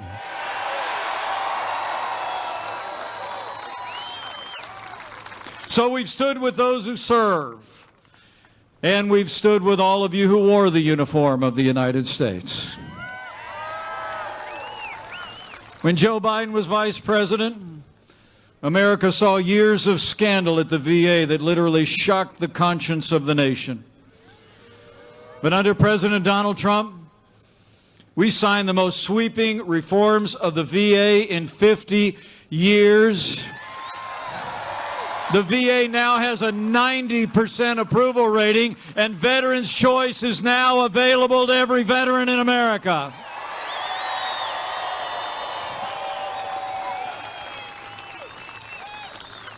And under this president, in our first 3 years, there's 3 more ways you can describe it. It was jobs, jobs, jobs. Where Joe Biden wants to raise taxes, our president cut taxes across the board. We rolled back federal red tape at a historic level, unleashed American energy, fought for free and fair trade, and in our first 3 years, businesses large and small created more than 7 million good-paying jobs, including 164,000 jobs right here in the Commonwealth of Virginia.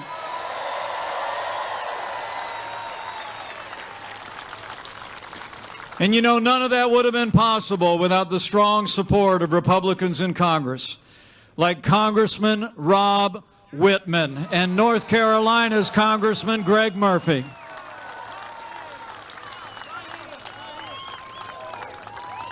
Thank you, man.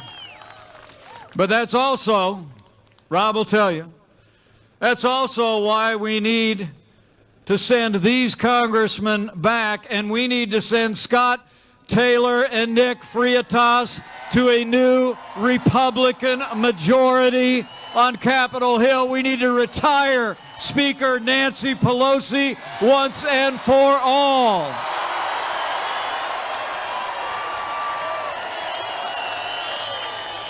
The road to a Republican majority runs right through Virginia. It's true. So we've stood for our national defense. We've stood with our veterans and for jobs and opportunities. And President Donald Trump, every day of this administration, has stood for the rule of law. This president has appointed more than 200 conservative judges to our federal courts at every level, including Justice Neil Gorsuch and Justice Brett Kavanaugh. And I can tell you,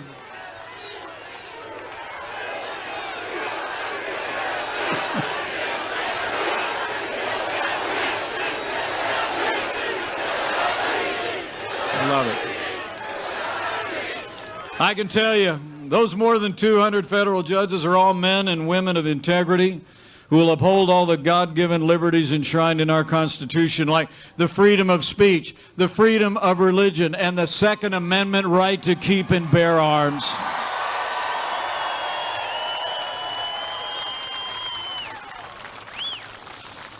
Now, this week, we mourn as a nation and honor the life of service of Justice Ruth Bader Ginsburg. But the Constitution of the United States provides that the President shall appoint judges to the Supreme Court. And I promise you, come this time tomorrow, President Donald Trump will do his duty, and we will nominate a principled conservative woman to the Supreme Court of the United States. And after the Senate fulfills their duty to advise and consent, we're going to fill that seat.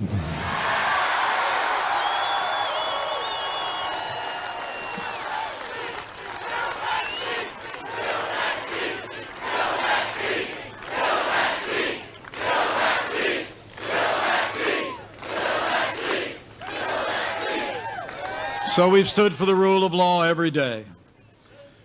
And President Donald Trump has stood with the men and women who serve on the thin blue line of law enforcement, and we always will.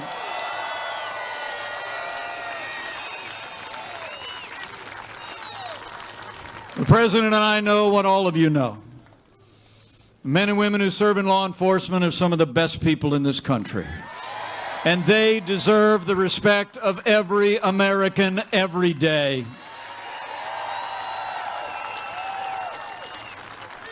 Now, the President and I will always support the right of Americans to peaceful protest enshrined in the Constitution. But rioting and looting is not peaceful protest. Burning businesses is not free speech. Violence against law enforcement, like you saw in Virginia Beach this summer, will not be tolerated, and those who do these things will be prosecuted to the fullest extent of the law.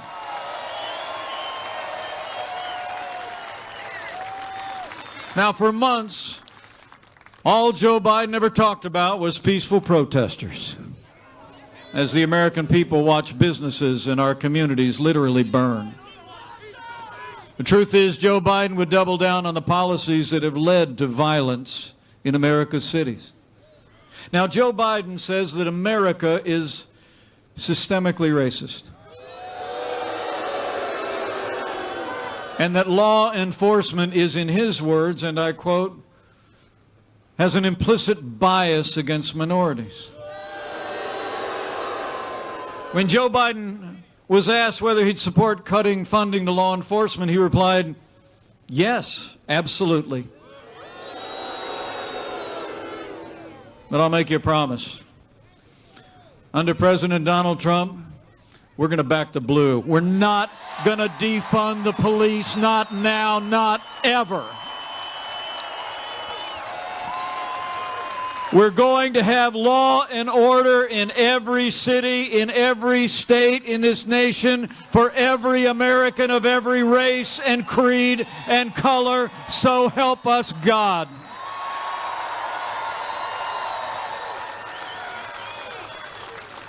So we rebuilt our military.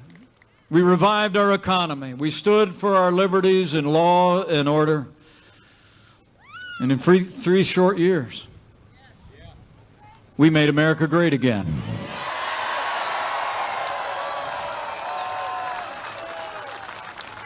And then the coronavirus struck from China. But I'm proud to report to you, before the first documented case of community transmission within the United States even happened, President Donald Trump did what no American president had ever done. He suspended all travel from China, the second largest economy in the world, and saved American lives. Now, Joe Biden said that the president's action was, quote, hysterical and xenophobic. But as the leader of the White House Coronavirus Task Force, I can tell you firsthand, President Donald Trump's actions saved untold American lives, and it bought us invaluable time to stand up the largest national mobilization since World War II. We reinvented testing. We saw to the manufacture and delivery of hundreds of millions of medical supplies to doctors and nurses across the country. We've been developing medicines from the outset of this pandemic that are saving lives today. And we are on track, as I stand here today, to have the first safe and effective vaccine for coronavirus before the end of this year. That's what leadership looks like.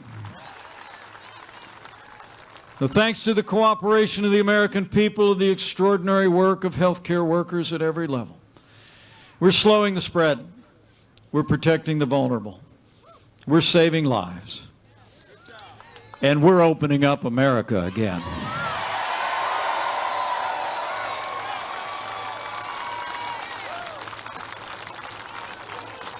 In fact, because of the strong foundation that this president poured, because of the unprecedented support that he secured from the Congress, after losing 22 million jobs at the height of this pandemic, we've already seen 10.6 million Americans go back to work, including 188,000 people right here in Virginia. So we've gone through a time of testing. But in 39 days, we're coming to a time for choosing. And the choice in this election has never been clearer. And I think you all know the stakes have never been higher. I mean, think of this contrast. In the middle of a global pandemic, Joe Biden wants to raise taxes by $4 trillion. President Trump, he cut taxes across the board for working families and businesses, and we're going to keep cutting taxes for 4 more years. Joe Biden wants to bury our economy under an avalanche of red tape. He even got his own version of the Green New Deal. President Trump, he actually signed more laws cutting federal red tape than any president in American history, and we're going to keep on chopping for 4 more years. Joe Biden is for open borders, sanctuary cities, free lawyers and free health care for illegal immigrants. President Donald Trump has made record investments in border security, supported our Customs and Border Patrol and ICE, and we've already built more than 300 miles of a border wall on the southern border of the United States, and with 4 more years, we're going to build it all.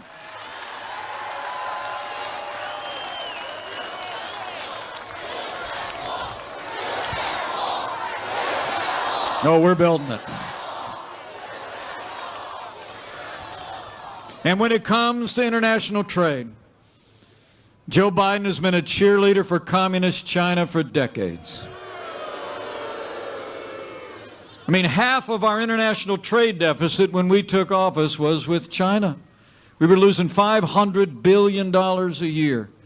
And Joe Biden said that China wasn't even much competition for America.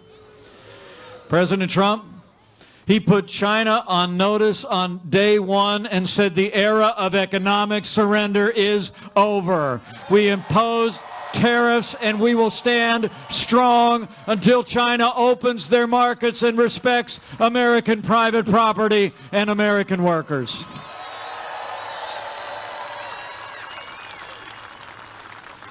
And when it comes to values, Joe Biden and the Democratic Party support late-term abortion. And Joe Biden supports using taxpayer dollars to pay for abortion all the way up to the moment of birth. And I can tell you from my heart, I couldn't be more proud to serve as vice president to a president who stands without apology for the sanctity of human life. President Donald Trump is the most pro-life president in American history.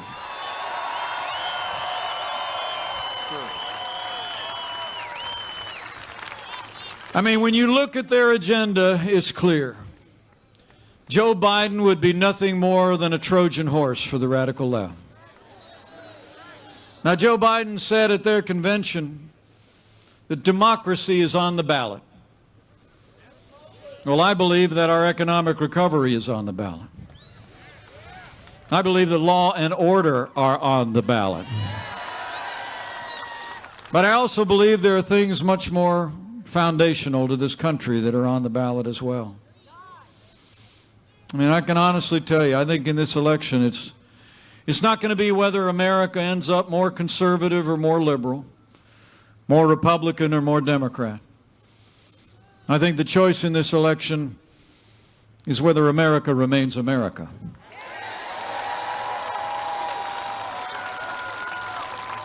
Whether we're going to chart a course based on our highest ideals of freedom, free markets, personal responsibility, and our most cherished values, or whether we're going to take a turn to the radical left and transform America into something altogether different.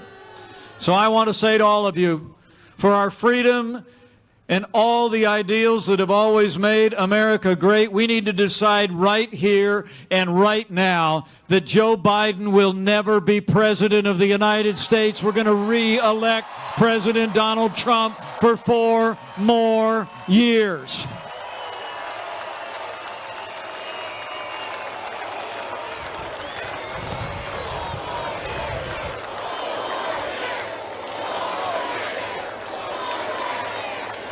I mean, think about it. 4 more years means more jobs.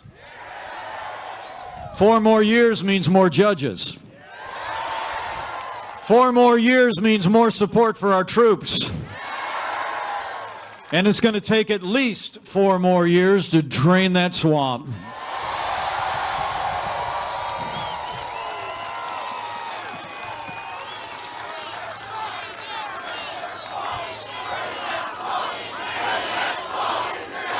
Oh, we're draining it. So my fellow Americans, get ready. Buckle up. It's on. We got a little more than 40 days to win 4 more years for President Donald Trump in the White House, so we need you to bring it. We need you to reach out to your neighbors and friends all across this Commonwealth and all the friends that you have all across this country. Bring this same enthusiasm. Keep voicing your support. Tell your neighbors and friends all that we've accomplished and what we can do with 4 more years of President Donald Trump in the White House. You made the difference in 2016, and the American people will make the difference again in 2020. You know, in all my travels across this country, from big cities to small towns, over the last 4 years, I can tell you firsthand, America is a freedom-loving nation. And America is a nation of faith. So as you go forth from here, and as you listen to my friend tonight, I want you to have faith. Have faith that the best days for America are ahead. Have faith and confidence that the American people, every time they've been presented a choice between a future of more freedom and less freedom, the American people choose freedom every single time.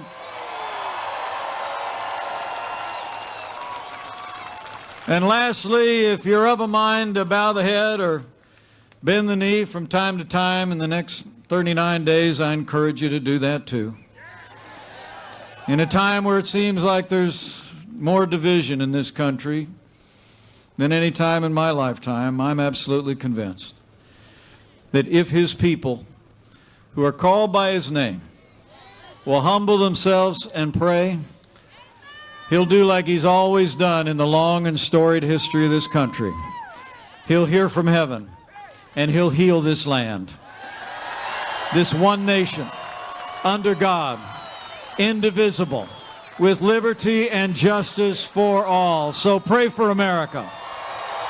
It'll make a difference.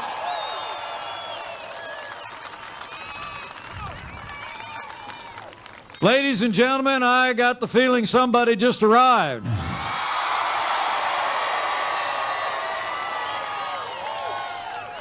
So I'm going to get out of the way, but I got to tell you, I've served alongside our president, shoulder to shoulder, for the last 4 years.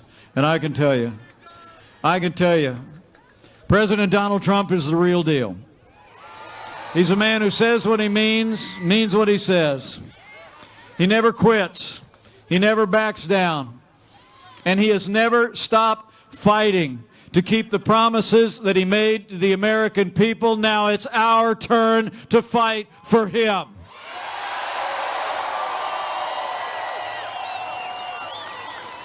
And I'm just absolutely convinced, if all of us do all that we need to do between now and November 3rd, that with your continued support, with you giving voice to all that we've done and all that we have yet to do under this president's leadership, we're going to have a great American comeback.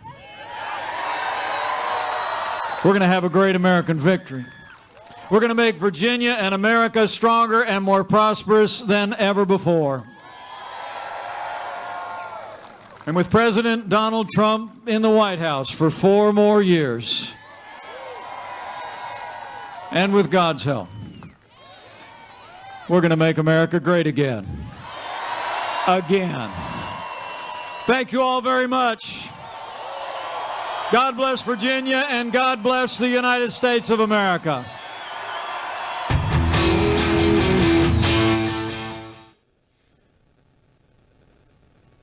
Vice President of the United States, Mike Pence, making a special appearance. That was not expected. So The president has arrived in Newport News and will be here on stage shortly. We appreciate all of you tuning in. Just a reminder, tomorrow evening, 5 p.m., we will have the Supreme Court Associate Justice announcement from President Trump in the Rose Garden, and then our crew, who is in Newport News now, is headed to Pennsylvania. They'll be in Middletown for a rally tomorrow night, or a peaceful protest, whatever you want to call it.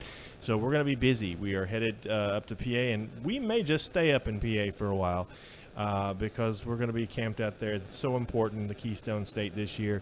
Another event just announced right after the debate, the day after the debate, in Duluth, Minnesota. On September 30th, the president will be traveling there to Duluth. We do also expect that, I can't confirm it, but there's a possibility there may be another event in Minnesota scheduled on the same day. We'll find out. I don't know. Have no information on that at all, except for what we have heard, but that could happen. Anyway, thank you all so much. We're working on getting a 360 of this crowd. It's absolutely amazing. You can see there that crowd goes all the way back into that hangar. There can't fit anybody else in there. This is a state Trump's not supposed to win, okay? Biden is supposed to have this locked away. And I just don't see it, because I was around in 2016, covered every one of these things back then, and the enthusiasm is at a level I haven't seen before. This is amazing. So we'll send it back to Newport News in a minute. I wanted to just take this time to thank all of you. Please share the broadcast. The president will be up shortly. We want to try to get to 120,000 viewers tonight on YouTube. Thanks so much for helping us beat the mainstream media. We beat Fox News the other night. We doubled them up, actually. So that was pretty cool. But we thank you all again. If you want to support us and help us get to these campaign events, we are viewer supported. I did that for a reason, so that we could control what we say on our own network. rsbnetwork.com/donate. You know, this is what we're built for. We're built for campaign season. And this is what we do. We played a major role in the 2016 election, over 300 million views. We show you what the mainstream media won't. President Trump, we help him bypass mainstream media. Fox News does not show these rallies in full anymore on cable. They don't. And we've been live now for, about 2.5 hours, and we'll be live until the president is finished. We don't interrupt him. We show you everything in its full context. Don't take anything, cut anything. We do that because we think you're smart enough to decide for yourself what to believe. So we show you the whole remarks and let you decide. That's all we do, and we appreciate you supporting us very much. We're going to go back live to Newport News now, where our correspondents are standing by. Liz Willis, Zoe Sozo, and... Yes, hold on just 1 second, please. Yes.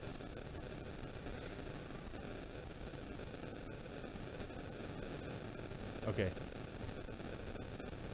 So we're getting word here, so the president will be up to speak shortly. It looks like a 5-minute warning, but we're going to send it back to Zoe, Liz, and Grace in Newport News. Stand by. Okay. Go.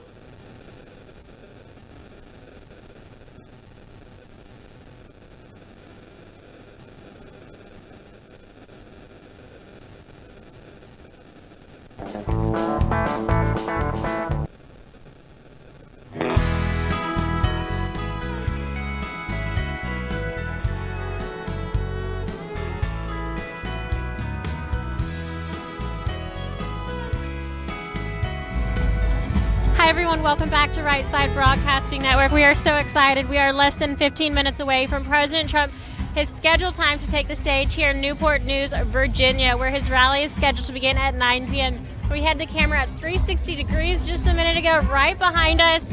I guess it's 180, but we're showing you 360. So that camera was right behind you guys, and what you're able to see is a steady stream of people at 8:47 p.m. still filling this hangar. It was marked off at capacity, and they're letting more people in, letting as many people see the president as possible. And as you saw just a minute ago, they are still piling in. It's remarkable. I mean, 360 degrees of people behind us. Everything I'm seeing right now to the sides of me, they are just here. They are so excited to support the President of the United States of America. Vice President Mike Pence just spoke, And it's really always a nice surprise when we see him. We don't get much of a heads up when Vice President Pence will be speaking. However, he did a great job, as always, very strong, a solid speaker. As a communications degree, I'm not going to say expert because y'all would rip me apart for that one, but as someone who studied communications, I really do enjoy watching him speak. He's a great pick for Vice President. Again, my name is Liz Willis. I've been with Right Side Broadcasting Network for 4 years now, covering all of President Trump's rallies. This is one of my first times in Virginia. I believe I've been to a lot of states, but for a state that is supposed to be blue, it seems like this might be Trump country. There is so much excitement tonight, and we can see it as well in the chat room. We have 84,000 people watching right now, so thank you for those who have tuned in. If you're not familiar with the Right Side Broadcasting Network, I'd love to really quickly talk you through what we do, who we are, and how you can help us. We're almost entirely viewer funded. We are a broadcast network that started in 2015 when our CEO thought people just aren't covering President Trump's rallies the way they should. Someone needs to get out there, take a little camera and just spin it, show the crowds. So we call it panning the crowds. That's what we like to do here today. We bring correspondents to talk you through it, and we want to answer any questions you may have, let you know what the campaign is doing. We know that the mainstream media and the fake news isn't giving it really a fair shake for the Trump campaign. I can see Air Force One coming right up. I don't think camera would be able to get that. It's pretty dark, but I can definitely hear those engines still going. She's taxiing down the runway, and you should be able to see her coming up in just a second. So she will be pulling up behind me in just a second. Again, we're almost entirely viewer funded. We do travel the country to bring you these rallies. So if you'd like to donate to us to help us keep going, there's a number of ways you can do that. Click that $ in the bottom right-hand corner of the YouTube Super Chat. Go to our website. That's www.rsbnetwork.com/donate. The third way is non-electronic, so you can always send a check to 1550 Opelika Road, Suite 6, Box 344, Auburn, Alabama 36830. Again, my name's Liz. If you'd like to follow me, I'm on Instagram and Twitter at Liz Willis, LIZWILLIS. Ladies and gentlemen, we are going to pan to Air Force One. Of course, this is one of the smaller planes that President Trump will be using today. Not as big as the one we've seen this week, but still beautiful nonetheless. And the crowd is ecstatic. For many people, this is their first time seeing the President of the United States. And we're really excited to bring it to the homes of those who cannot be here. Friendly reminder for all of y'all to go over and check out iTarget Pro. iTarget Pro has been incredible partnering with Right Side Broadcasting Network. If you are afraid of the Democrats successfully defunding the police, you're worried about how you're going to protect your family, well, you got to know self-defense is going to be the only option. If you're like me and you don't have time to consistently train, and let's face it, ammo is expensive, then iTarget Pro is your solution. You can use their proprietary app and laser bullet to train safely in the convenience of your own home with your actual firearm. iTarget comes in all the major calibers, including .223 and 5.56, so you can stay sharp with almost any firearm. Today, since they are our partner, you can get 10% off plus free shipping with the offer code SAVE10. That's SAVE10. You guys, this is really the smartest way for you to practice and the safest way for you to practice. It'll pay for itself in just a few days. It will also make the perfect Christmas or birthday gift. Get shopping. That's the letter I, targetpro.com. Again, itargetpro.com. Make sure you use offer code SAVE10, SAVE10 at checkout. You guys, we are just moments away. The back door of Air Force One has opened. This is where the staffer, the press pool is going to disembark. So we'll likely see Kayleigh McEnany. Who knows? It has been a busy day for President Trump. He started his morning in Atlanta, Georgia at Black Voices for Trump. He had Ben Carson as well as Herschel Walker to introduce him there today. He then went to Miami, Florida, where he hosted a roundtable for Latinos for Trump, which was a wonderful sight to see. If you missed any of these events, be sure to look them up.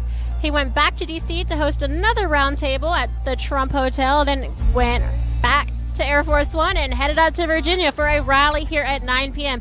You guys, find any other 73-year-old that can do this. It's absolutely remarkable.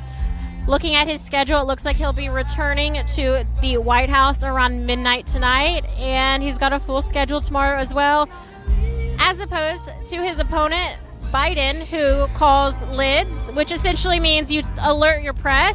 that you will not be doing anything that day. So when you call a lid, you're saying, I'm done for the day. Biden has called lids roughly around 9 a.m. every morning this week. Ridiculous. It's like he's making it obvious that he doesn't even want to be president of the United States. President Trump, on the other hand, cannot get enough. He is fighting so hard and showing just how much he loves this country.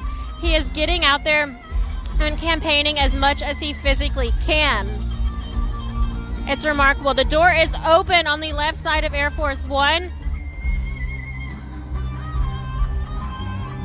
That means the next person that we should see in that doorway will be POTUS. Again, Donald J. Trump, 45th President of the United States of America. Thank you for those who are donating. We're going to get some quick shout-outs right now and while we wait for POTUS to emerge from Air Force One, so it's not too late to get your donations in. Keep in mind, we rely on donations to bring you coverage like this, so if you're enjoying it as much as I am, make sure you donate. If donating is not an option financially right now, then make sure you share this stream. I really want to break 120,000 viewers tonight. So again, that's 120,000 viewers. Make sure that you share this stream. It's completely free to do so, and we really appreciate your support. Give this stream a big like, and make sure you are subscribed to our YouTube channel. Looks like we have $4.99 from Sandra Lee, who donated via Super Chat. We have Lazy Beekeeper, who donated as well. We have Kathy Newton, who donated $9.99. Leslie Colley as well. A new member, Leo919, and we have $30 from Karma Non, who said, thank you, RSBN Trump 2020. $99 from Camille Bali. $50 from Take Two. You guys, let me just point this out. 90,000 of you are watching right now. I hope you feel like you're a part of a massive movement, because that's exactly what you are. When you are sitting there at home watching President Trump, you are supporting President Trump. Not just the campaign, not just us, but the world is looking at these online media numbers. And I guarantee you, the Biden-Harris campaign is shaking in their Timberland boots right now. They do not know what to do. The coronavirus has not stopped, despite how bad the left wanted it to stop President Trump from campaigning. He didn't take no for an answer. He is out here. These venues and these rallies might be smaller, but you, the American people, people from all over the world, are showing up in full force, whether it be online or virtually, to show your support for your president, and it is not going unnoticed. Make sure you continue to do that. These next 39 days are going to be so important now more than ever for media outlets like Right Side Broadcasting Network, who are able to get to these locations and these small venues all over the United States and broadcast them out. This is the way to do it. We hope you guys are enjoying it as much as we are, and we hope you guys realize the significance and the importance of President Trump getting elected for 4 more years. Whether it's the rights of the unborn, the military, our tax breaks, cuts, and regulations on small businesses, the right to try bill, the platinum plan that President Trump just released today, his southern security on the southern wall. There's so many things President Trump is doing that is unheard of. Jerusalem, I could go on, but it's promises made, promises kept. And we need 4 more years of President Trump. Like many of the pre-speakers said, it's going to take at least 4 more years to continue draining that swamp. Getting back into reading some of these donations, we have 91,000 people watching right now. Help us break 30,000 on Instagram. We are at 20,000. If just almost 10% of you hop on over to Instagram and follow Right Side Broadcasting Network, it's completely free. That's at RSB Network. Make sure you give us a follow, DM us. If you mention us on your story tonight, if you tag at RSB Network on your story on Instagram with a clip of this broadcast or any type of shout out that is positive, we will be happy to repost it on our story, so it'll in turn give all of our viewers access to see your page and really help boost you as well. So make sure you give us a shout out, follow us. If you'd like to follow me as well, you can do that. I'd be happy to have you join me on my Instagram journey. Again, my name is Liz Willis, LIZWILLIS, on behalf of Right Side Broadcasting Network. It looks like Air Force One is just now finishing up the disembarks of those in the back cabin. This is also known as the press cabin. The front of the plane is where President Trump sits generally, so we are just awaiting him, and he should be coming out through the left door, so that is going to be the left door on the screen. Again, this chat is incredible, you guys. We have so many people, and I can't say thank you enough for all your continuous support. My phone is literally frozen because you guys are killing it. Wonderful. I can't say thank you enough. We'll see. It looks like we have... Wow, my phone's actually frozen from this chat room. All right, there we go. 94,000 people watching. POTUS has not even taken this stage yet. You guys, this is absolutely incredible. It gives me so much hope for November 3rd. A lot of you don't get to see what I see on almost a daily basis, and that is historic, unprecedented support for someone running for United States office. What I see for President Trump is absolute love. You've seen it with the new chant they've been doing the past 3 rallies. It's "We love you, we love you." And that holds so true to what I've been seeing out on this trail. It's not a "we like you, he's fine, it's okay, we'll be fine if he doesn't get elected." It's "we love you." President Trump has fought for our families and fought for our freedom and fought for the future of this country. They generally love him. Ladies and gentlemen, he's about to be here with us. Stand by. Ladies and gentlemen, the 45th President of the United States, Donald J. Trump. And I'm proud to be an American, where at least I know I'm free. And I won't forget the men who died, who gave that right to me. And I gladly stand up next to you and defend her still today. 'Cause there ain't no doubt I love this land. God bless the USA.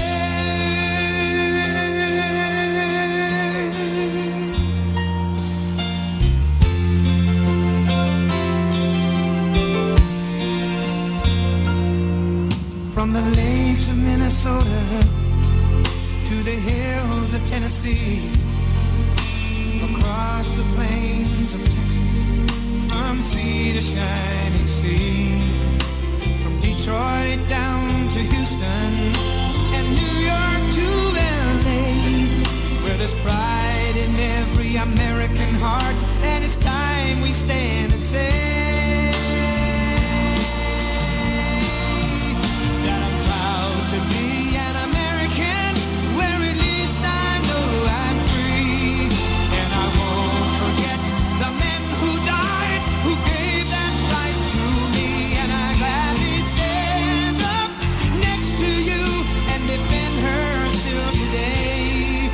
'Cause there ain't no doubt I love this land. God bless the USA.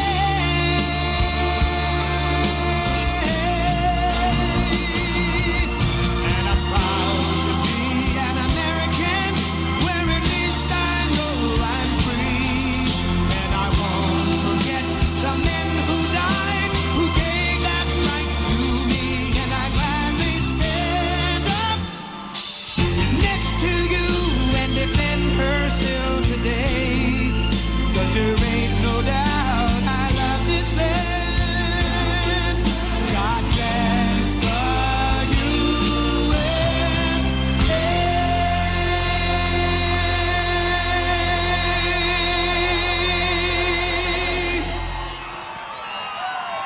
Thank you. Wow.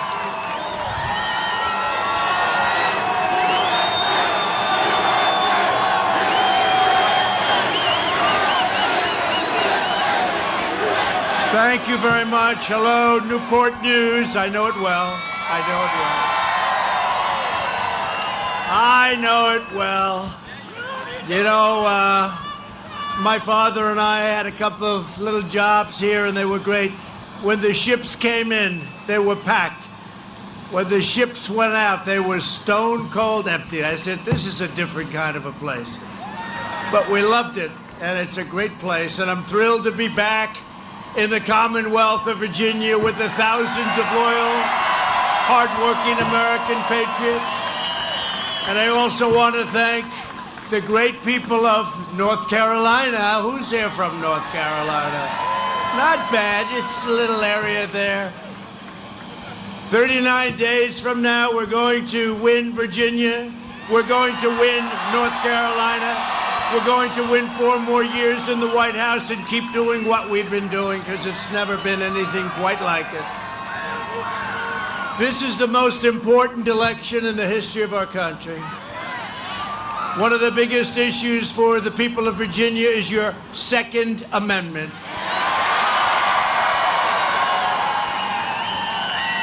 And if Sleepy Joe Biden wins, your Second Amendment will be eliminated and your firearms will be confiscated, whether you like it or not. When asked if a Biden administration was coming after your guns, Biden replied yes. That's all he had to say, yes. He promised to put the gun grabber, Beto O'Rourke, you know Beto. Remember Beto? He was on the cover of a third-rate magazine, and he said, I was born to run for president. That was the end of his run. That's when it ended. Anytime they say they were born to do it, they got problems. That didn't work out. It was a steep drop. But he put Beto in charge of his assault on your guns. And you know what happened with Beto? Beto went crazy. He wants to take your guns away. Biden vows to impose punishing taxes on gun owners, outlaw many of the most popular firearms in America, create a national gun registry, and wage the most aggressive war on gun rights in U.S. history. Biden will disarm law-abiding Americans. At the same time, they'll have riots down your street, and that's just fine. That's okay. That's okay, according to the left wing. Only by voting for me can you save your country and can you save your Second Amendment. So I was told not to go for Virginia. We did really well last time, and I never came, I never did anything, and we did really well. I said, why didn't I go for Virginia? But it's traditionally not a Republican state over the last number of decades. And I said, why not? You have a crazy governor, and every time I see it, every 2 weeks he's trying to take your guns away, right? And he'll attack constantly right to life. And you know, he's so far left, he doesn't even talk about late term. He talks about after the baby was born, which is the first time I ever heard of that. You hear late term, but he said, and after the baby is born, we'll start talking to mother. In other words, he's talking about execution of the baby, execution. You have a governor that thinks he's Michael Jackson. Remember, his wife saved him. Remember, he wanted to prove that he was just dressed up like Michael Jackson, and that he sometimes thought when he was young that he resembled Michael Jackson. I don't think so. And you remember he wanted to moonwalk across the stage, and his wife said, no, don't do it, darling. Don't, please, darling. Nobody moonwalks like Michael. That would have been good. I wish I could have seen that. That would not have been pretty. So based on your governor and based on the fact that he's always, every month you're fighting for guns. If I'm not here, your Second Amendment is gone. And I'm talking about all over the country. Forget about just Virginia. So I said, let's give Virginia a shot. We're nearby. Right? We're nearby. I even said we'll bring in the heavy artillery. We'll bring in our great Vice President, Mike Pence. Did he do a good job? I'll tell you what, Kamala is no Mike Pence. She's no Mike Pence. No, he's great. He's done a fantastic job, and he's with you all the way. So I said, let's give it a shot.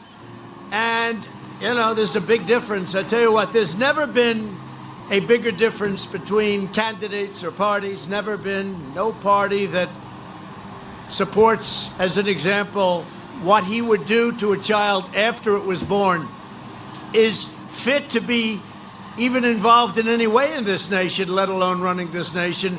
As you know, Sleepy Joe Biden endorsed your governor. So that means he endorsed the policy of your governor. That means he endorsed breaking up your Second Amendment. So it'll either be totally broken up or it will be, wiped out. Essentially, it won't be that much different. So here we are in Virginia. like I had nothing to do today. I woke up at 6 in the morning. I read some papers. Oh, I read the fake news. And then I was in Florida early in the morning, and then I went to Florida, and we did a big round table with the Hispanics. They were great. And then we flew to Atlanta from Florida, Palm Beach, and then we started off in all different places. We were all. And then we went to Miami. We started off. But I'll tell you what, Florida's great. We're going to win Florida. We're way up in Florida. Way up. Way up. Even a poll that gave me, I've never had a good number. ABC, Washington Post poll. It's a terrible poll, always been bad. I think it got everything wrong 4 years ago. They said I'm 4 up or more, but I'm 4 up in the state of Florida. So anyway, we went to Miami, went to a beautiful place actually in Miami. You know where that is, right? And we had, I won't say because then they'll say I'm advertising if I do that, the fake news. I won't say the name of the place, but it is beautiful. And then what happened is we went to Atlanta, and we left the great Hispanics. We call them the Latinos for Trump. Latinos. Where we are polling at numbers that I guess no Republican has ever polled before, perhaps Abraham Lincoln, but in those days he wasn't big into the Hispanic movement, I think. Abraham had other things to think about, don't we think? But I will say this, nobody has done more for many communities, but I always say for the black community, nobody has done more for the black community than Donald Trump since Abraham Lincoln. Nobody. So we flew to Atlanta and we had an unbelievable 2 hours. And this was with the African American community, the black community. I always say, what do you like better? Tell me what you like better. They say usually the black community. And what is the answer? Tell me, African American. I'm not listening. I don't want to hear from other people. I want to hear African American. What do you like better, African American or black community? It's black. Yeah, that's what we hear. I'll go with whatever you want. That's your choice. We can use either one. I'll go with whatever you want. We had really a great 2 hours. Credible people. Herschel Walker introduced me. Serious guy. We had a lot of champion fighters, a lot of great people. It was an amazing time. And then we flew to Washington, where we had a round table. And then I say, well, that's it for the night, right? You know, this starts at 6 in the morning. So I said, that's it for the night. Is that it? I'll go back home to the White House. No, sir. Well, what? You're going to Virginia, sir. Oh, good. Oh, that's good. Thank you very much. This was like, I asked a question about an hour ago. Where am I going now? Put me in, coach. You ever hear the expression? Just wind me up and put me in, coach. I said, where are we going tonight? I said, let's go back to the White House. Let's see our first lady. And they said, no, sir, you have a rally scheduled. You have a rally scheduled. Where is it? In Virginia. I said, oh, that's good. How many people? They said, a hell of a lot of people. That's all.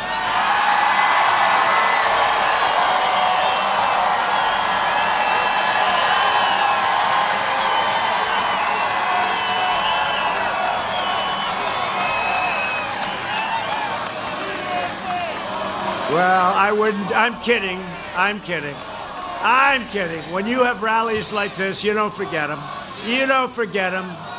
Thank you. Go ahead. What the hell?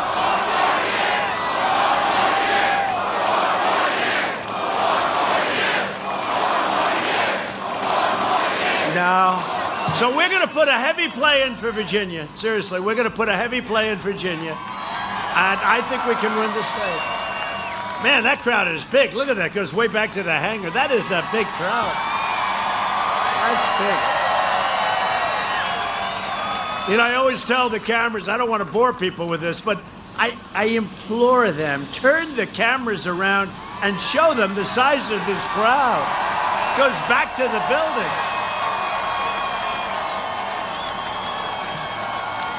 But they never like doing it because they don't like, including Fox, they don't like showing big crowds. You know, they don't like showing big crowds. We left Ohio. We're way up in Ohio. Way up in Ohio.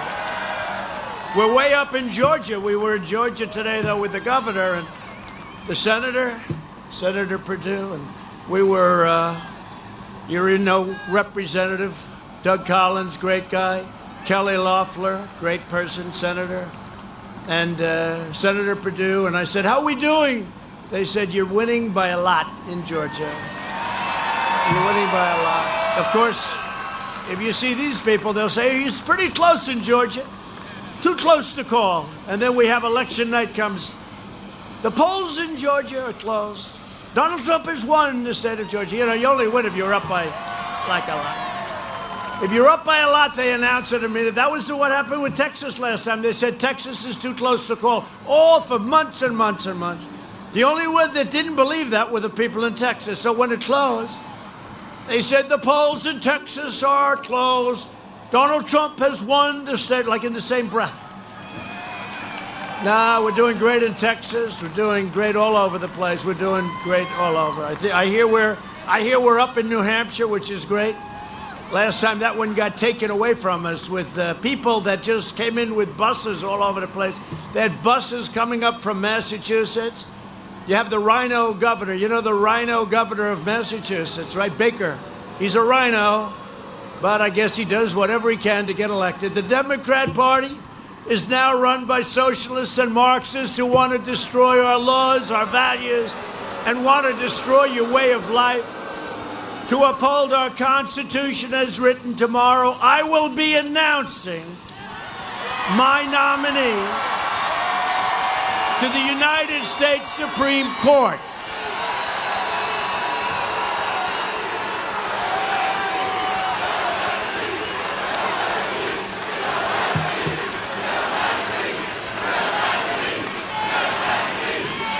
Fill that seat. Oh, we're going to fill it. Don't worry about it. And the Republicans have been very unified. You see that? Very unified. Even a couple of people that normally don't vote with us. You know, they usually don't vote with the Republicans, but they are. And we have tremendous unity in the party. Mitch is doing a good job. Kevin is doing a good job. We're going to take over the House. We're going to take back the House. People are tired of crazy Nancy. They're tired. We want to get some stimulus out. She doesn't want to give it. She just does only for political reasons. Not your fault. You know whose fault it is? China's fault. That's whose fault it is. That's whose fault it is. But you know, it's an amazing thing because the Democrats are saying, well, it's the end of a term. And because, you know, we have a lot of time left. Think of this. If it were them, don't forget, we don't have to do it by the election, but we should be really able. That would be a great victory.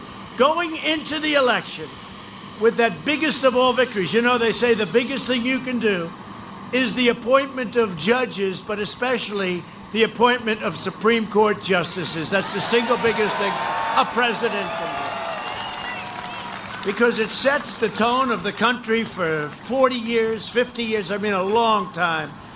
So we're going to be announcing somebody great. I just think that, you know, I just watched. The great thing about Air Force One, there are more televisions on that plane than any plane. They got them in every room, and you open up for a closet. You want a shirt. Let me open. Oh, there's a television. And I'm watching the Democrats saying how terrible it is that we're appointing. We have the right. We won the election, right? That we have the right. We won the election. And we have a lot of time. And if they were in opposition, they would do the same thing. Maybe they would just do it more rapidly, okay? More rapidly. No, so tomorrow I think is going to be a big day. 5 o'clock tomorrow at the White House. We're going to be naming the nominee. Hopefully we'll be on that court for 50 years. 50 years. Be on there for 50 years. The only thing I can tell you for sure is it will be a woman. Is that okay? Does anybody have any objections to that? Please raise your hand. A lot of cowards out there. Look at you men. I don't see how. There's not one man here that has the guts to raise your hand. Not one. If given the power, the radical left will pack the Supreme Court with extremists who will strike the words "under God" from the Pledge of Allegiance as they did twice. I heard their Pledge of Allegiance. They had it in their caucus. I'm watching. I said, oh, they made a mistake. I said to the First Lady, darling, they made a mistake. They left the words "under God" out. And then I heard it a second time, and they made the same mistake. I said, this is strange. This is like the guys on the Mueller team that cleaned their phones, right? 31 phones. And they said, oh, we made a mistake. And they all made the exact same mistake. The odds of that are 1,000,000,000 to 1, right? They all made, oh, they got caught. Did you see what's going on? Oh, they got caught. Gee, I feel sorry. That's a shame. Yeah, they should be. I'll tell you, they should be. They're crooked people. They're crooked people. So they cleaned up their phones. Hillary took her phones and smashed them. She took 33,000 emails and deleted them after Congress requested them.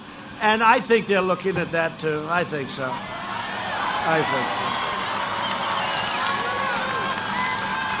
Can you imagine? I have a friend. He's very smart, rich guy, made a lot of money, but he's a very streetwise guy. He said, you know, you've been under investigation by these thieves, and they're smart. They just weren't smart when they all used the same exact method to clean their phone. That wasn't smart. You know, at least put it a little bit there. 31 different phones. Like, what is it, 21 people, 31 phones. But that's okay. That's okay. That's only illegal. But this friend of mine said, you know, they've gone through everything. They've gone through your taxes. They've gone through your financials. They've gone through everything. You have to be the most honest guy in the world. And they come up, no collusion. Oh, they want it, if they found anything. No, it's a bad group of people headed by Robert Mueller. Bad group of people. Who wanted the job at the FBI, but he lied to Congress. He said he didn't say that, but he did. I mean, he did. We have all the proof. So he is in the same group, you know, but they're actually in worse shape. Because at least with Mueller, you can say he probably didn't know what the hell he was doing. Sort of like Joe Biden. I figure about the same. Does that make sense? Does anybody understand? How would you like to, you're getting a divorce or something, and you say, I gotta be represented by Bob Mueller. Do you think so? You saw his performance in Congress, right?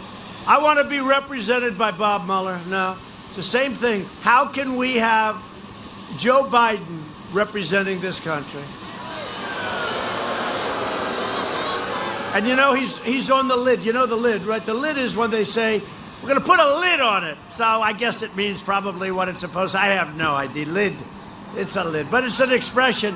And every day, early in the morning, they say, Joe Biden, Sleepy Joe, he's put a lid on it. Sir, Biden has put a lid on it. What does that mean? That means he's not working today. This guy takes more days off. You have to have a president that's going to work his ass off in this country. You need energy. You need a very energetic president. They said, how do you think he's going to do in the debate? I think good. He's been doing it for 47 years. I think he's going to do good, I think. And one thing we know, if he does just okay, they're going to say, the fake news, they're going to say it was the single greatest debate performance in history. It was unbelievable. Far better than Winston Churchill in his prime. Winston Churchill was nothing compared to Sleepy Joe.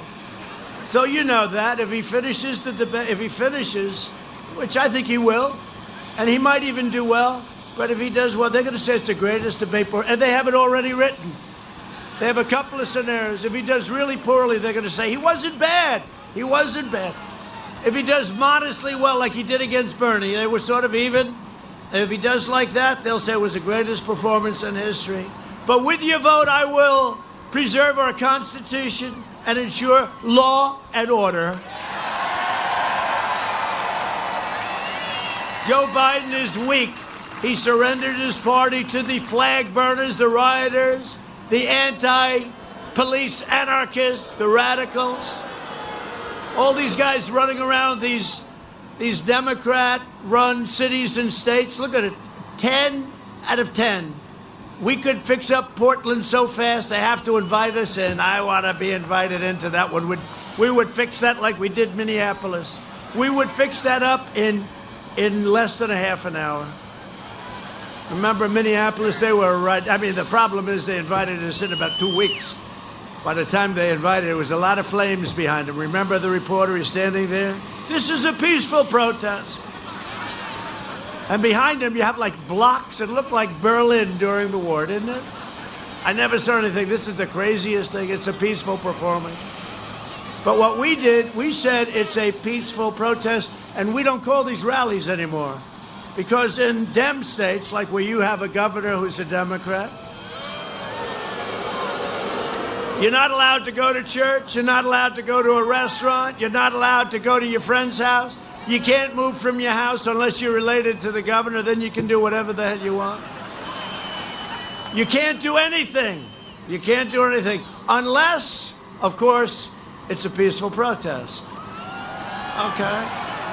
And so what we do is we call these peaceful protests, and we're getting big crowds, 25, 30,000, 35,000. There's more enthusiasm now than there was 4 years ago because we've done a good job, right? There's more now. Now we have more enthusiasm now than we did. You know, it's interesting. Don't forget, 4 years ago, I did a nice job. I was successful, had a great television show, The Apprentice. It was great. People got to know me a little bit. I said, let me run from the time, the first hour that we came down the escalator. First lady and I down the escalator, her with a white dress, right? Very famous escalator right now. People go take pictures of the escalator. But we came down the escalator. We were in first place, right? We never went. I never left center stage, right? And that's based on poll numbers. If you're the number one poller. And I said, look, I want an odd number. I don't want an even number. Because he said, what are you talking? I said, because that means two people are in center, and that's not fair. So I want an odd number. We were on center stage. But we've done a good job. What happened is I said I was going to cut you taxes. We gave you the biggest tax decrease in history, right? I said I was going to cut regulations, and we were going to have an incredible economy. And regulations were probably even more important than the tax cuts, okay? You want to know the truth. You ask the business people, the great ones, they will tell you if they had a choice, they'll take the regulation cuts. And we still have a ways to go with that. But we did that. We rebuilt your military. We added Space Force. I mean, what we've done is far more. Right to try. How about right to try? I never talked about that. We knocked out 100% of the ISIS caliphate, right? We achieved energy independence, and we've done it while protecting our very pristine environment, by the way. And earlier this month, oh, you're going to be so happy, Virginia and North Carolina, come on, North Carolina, you're going to be so happy, you're going to be cheering like crazy because I think you like this. But about a month ago, I signed an order prohibiting offshore drilling on the Florida, Georgia, and South Carolina coasts, right? Right? And because I happen to like this state a lot, I said, what about Virginia?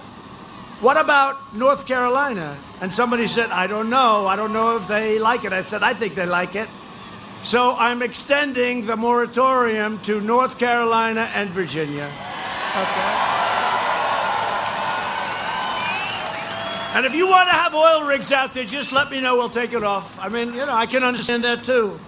But I think you want it. So we're extending it to Virginia. We're extending it to North Carolina up the coast, and we're not going to have any problems like can be had. All right? So I think you like that. If you don't like it, you're going to let me know. I'm going to change it. I can change things very easily. We built the greatest economy in the history of the world, and now we're quickly doing it again. So I did all of these things. And in doing all of these things, you said the second time, well, now, this is actually a much easier campaign in a way. I mean, the only problem is I've been tarred with this horrible witch hunt for 4 years, and I didn't do it. Now, think of it. what would my numbers be if I didn't go through almost 4 years of a Russian witch hunt that turned out to be just the opposite? They were the ones that were involved with Russia. It was a whole big disinformation campaign. Now, what would my numbers be with all that we've done? And if you didn't hear night after night on fake news, CNN and MSDNC, and the New York Times and the Washington Post, and now it's it's done. Because if you look at everything that's come out over the last few days, we caught them. They've been caught. They spied on my campaign, and they tried for a coup. Can you believe it in this day and age? And we caught them cold. So what would our numbers be? Our numbers, not my numbers. What would our numbers be if every night, every morning, every day, they were saying Russia, Russia, Russia? It turned out to be a total hoax. In fact, Biden's son, it was just revealed 2 days ago, got $3.5 million from the wife of the mayor of Moscow. Think of it.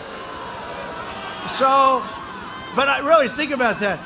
What would be we did all these incredible things with the economy, with everything. Then we got hit with this virus from China. They should never have let it happen. We won't forget it. And we closed up. We saved millions of lives. Now we've opening to records. But what would our popularity be if every day for almost 4 years you didn't hear any of this bullshit? Okay? What would it be? True. It's true. What would they be? With all we've done, I think that would be very nice. The Democrats would say, yes, if you'd like, we could cancel the election because we have no chance. But you know what? Hopefully, they have no chance anyway, and hopefully you're going to remember what I just said. Because we were unjustly treated, unjustly accused by a bunch of treasonous crooks, a bunch of bad, bad people who got caught, and I think they'll have to pay a very substantial price. When the plague arrived from China, we launched the largest national mobilization since World War II. We pioneered life-saving therapies, reducing the fatality rate 85% since April. You know, the question was asked to me, how well did we do on the pandemic? And I said, I give us an A to an A+. You look at the ventilators, you look at all we've done. We did a great job. We helped the governors. The governors are always very thankful. Then sometimes they'll get in front of a camera. They'll remember some of them are Democrats, right? But I said the only thing we did badly on was public relations because we were working so hard. We didn't think, I think, frankly, they're not going to cover it well no matter what. But we did a hell of a job. And then compare us to Europe, and we did very well. But now that Europe is exploding again, they don't want to talk about it, and neither do I, because I want Europe to heal. I want the whole world to heal. But we've done a hell of a job, except in public relations, and that's explaining it to people. On that, I give us a D. But we got an A+ in terms of what we've done. Through Operation Warp Speed, we will develop and distribute a vaccine in record time by the end of the year, and it could be sooner than that. But we have the greatest labs, the greatest companies of that kind in the world. And they are right there. They are right there. It's going to be incredible. So it's going to be a great vaccine. And we have Pfizer, Johnson & Johnson, Moderna, another one just announced today. These are great, great, great companies.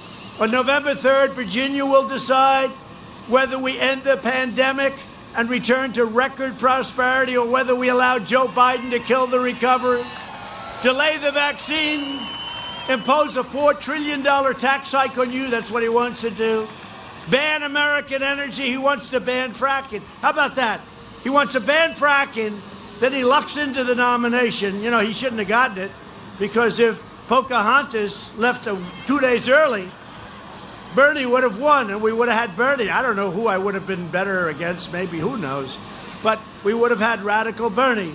But we're going to get a lot of Bernie votes like we did last time because his people agree with us on trade, except we're better at it than he is. So we're going to get a lot of the Bernie votes. Boy, Bernie takes a hard shot, doesn't he? This is twice it happened. And he has such a nice attitude between him. And how about Bloomberg? Bloomberg gets absolutely decimated in the debate, right? Mini Mike. He gets decimated. And in order to get back with the Democrat Party, I'm going to put $100 million into Florida. If I were him, I'd just take a pass. He doesn't have to give us anything. We don't need his money. Just take a pass, you know? So he wants to buy his way into the Democrats, and so he's going down to Florida. But unfortunately, he did something that wasn't so good, right? He said, I'm going to pay off all these fines of the prisoners. There's only one problem. It's illegal.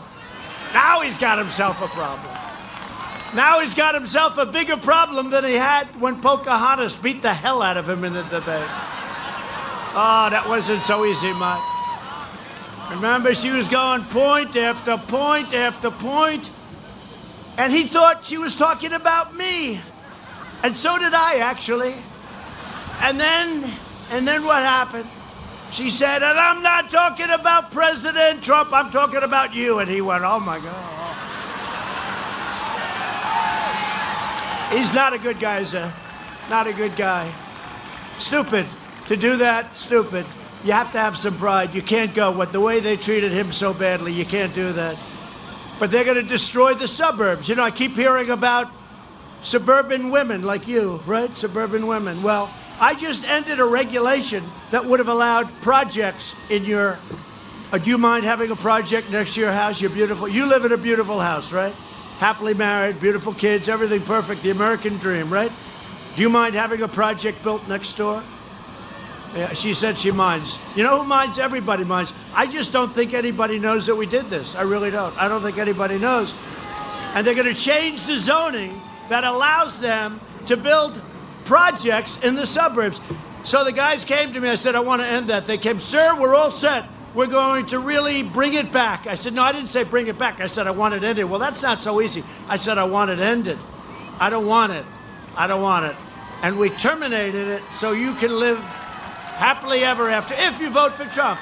If you don't vote for Trump, you can forget it because they will put it. You know who's in charge of it? Cory Booker, Senator Cory Booker. He's another beauty.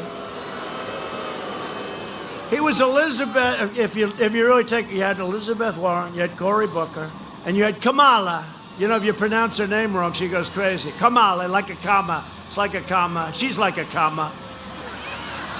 And by the way, nobody treated Sleepy Joe worse than his vice presidential pick. I brilliantly said he'll never pick Kamala because he got called a racist. He got called xenophobic, which he didn't know what that meant. He got called all sorts of things, right? And so I said, no, obviously he's not going to be. He picked her. I couldn't believe it. But I think that's good. We like our Mike Pence. We like Mike Pence. And she's rated further left than Bernie Sanders. I thought he was the most left in the... He's not actually even in the party. He's sort of like an independent. Nobody ever used to say that, but he's like an independent. But she's rated further left than Crazy Bernie. And this is what you want? I don't think so. Just so you understand, and then she calls it the Harris administration, along with, it's like you're naming a movie, the producing credits, right? In the Harris administration, along with Vice President Biden. No. He's heading up the ticket. But then he said the same thing. He put her name first. I've never done that. I love Mike.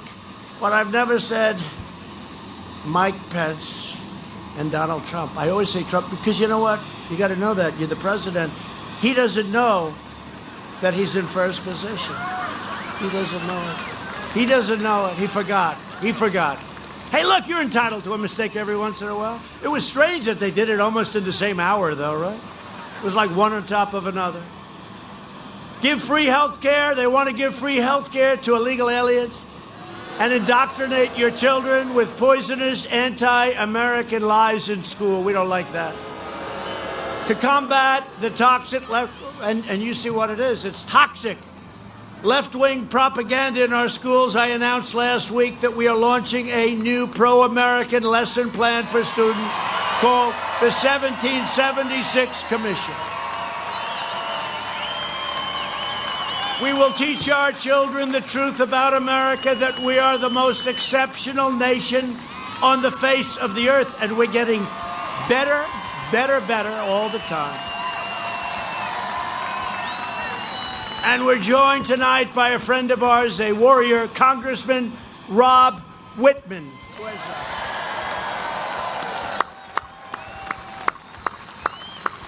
Thanks, Rob. Good guy. Virginia Republican Party Chair, Rich Anderson. Good job. How are we doing? Am I making the right move?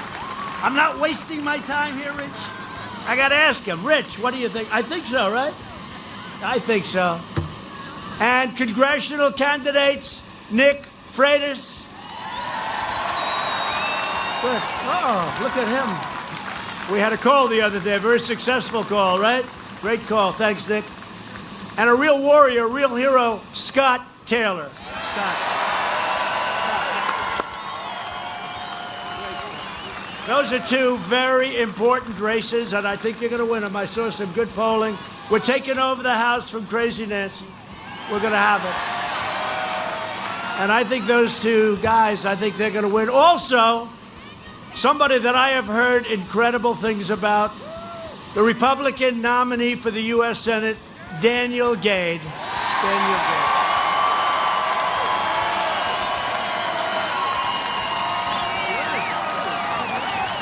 He's a good-looking guy. And I'll tell you, he's got to beat his opponent because he is just Warner. Warner was, you know, he was talking about Russia, right? Trump and Russia, Russia, Russia. Then he gets scammed by a guy with the greatest Russian accent. You remember that, right? I have pictures of President Trump. Oh, really? Where? What are they like? Are they nude pictures? Yes, yes, yes. Does Vladimir know? Yes, yes, yes. So he's talking to this guy. Got scammed, okay? It was a comedian or something. It was a comedian. He's allowed to talk to Russians. If I talk to a Russian, it's a terrible thing. By the way, you know, getting along with Russia is not the worst thing in the world. Does that make sense? Getting along with North Korea, Kim Jong-un, everyone said, oh, he's getting along. He's giving so much. I said, what did he give? They couldn't tell me anything. You know what I gave? Sanctions. That's what I gave.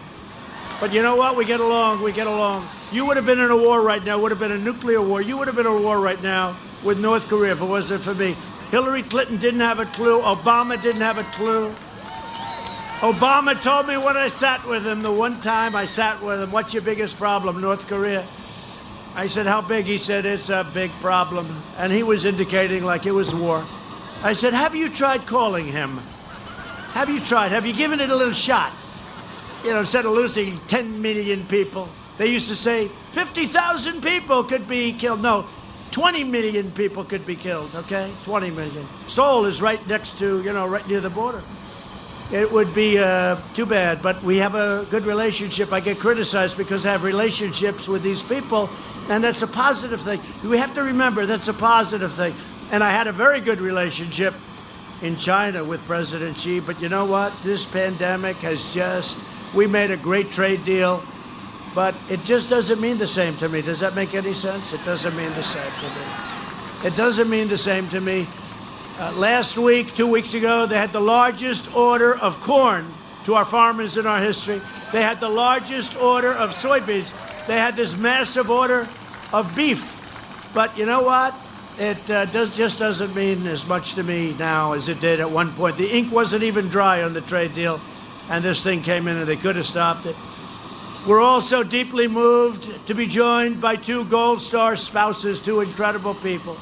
Karen Owens was a guest at my first address to Congress as we honored the supreme sacrifice of her husband, fallen Navy SEAL Ryan Owens. Where's Karen? Where are you?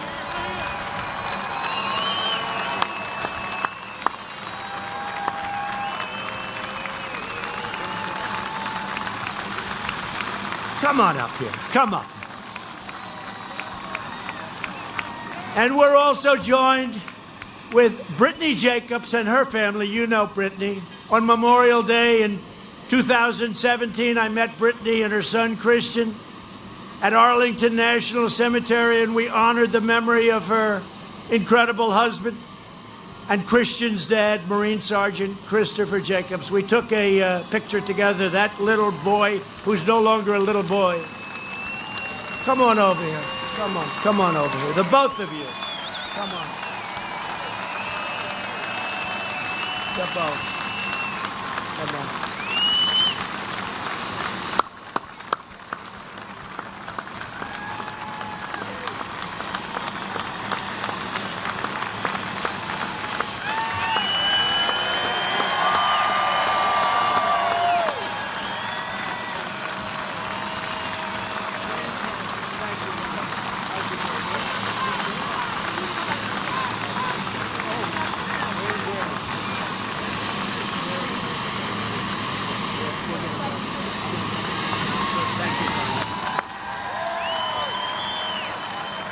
I said, how's your beautiful, handsome boy?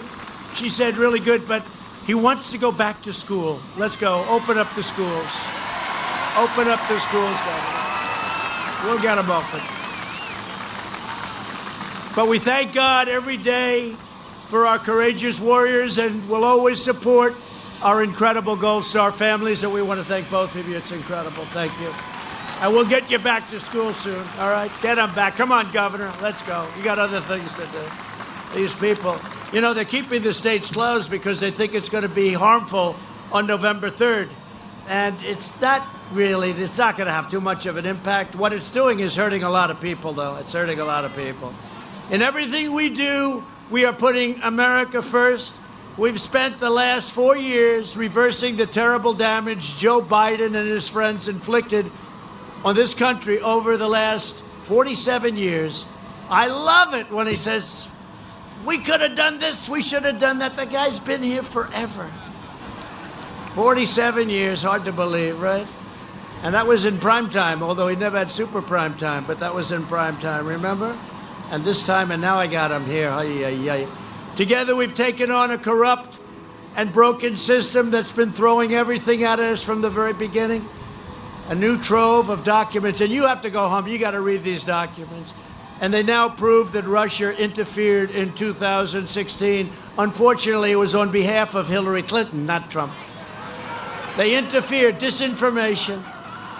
Newly released text messages make 100% clear the FBI knew that Democrats purchased Russian disinformation targeting me, your favorite president. Which then formed the basis for the witch hunt. And I'll tell you, we've had some incredible strength in terms of people like Sean Hannity, the great Lou Dobbs. Think of it, Laura, Tucker. Tucker's been great the last period of time. Fox and Friends. Janine. I'll tell you. Jesse, how about Jesse, huh? Hey, Greg Gutfeld was bad to me. Now he's great to me. He said, hey, would you rather have a nice guy that doesn't do anything or a horrible human being like Trump that gets it done? They all say, I'd rather have the horrible human. I'm not a horrible human being. I'm a nicer guy. I always get very offended when they say about, like, well, maybe people don't like him, but he gets everything done. I think people like me, but I do get it done. That's for sure. Done more than any administration ever in 3.5 years, first 3.5 years.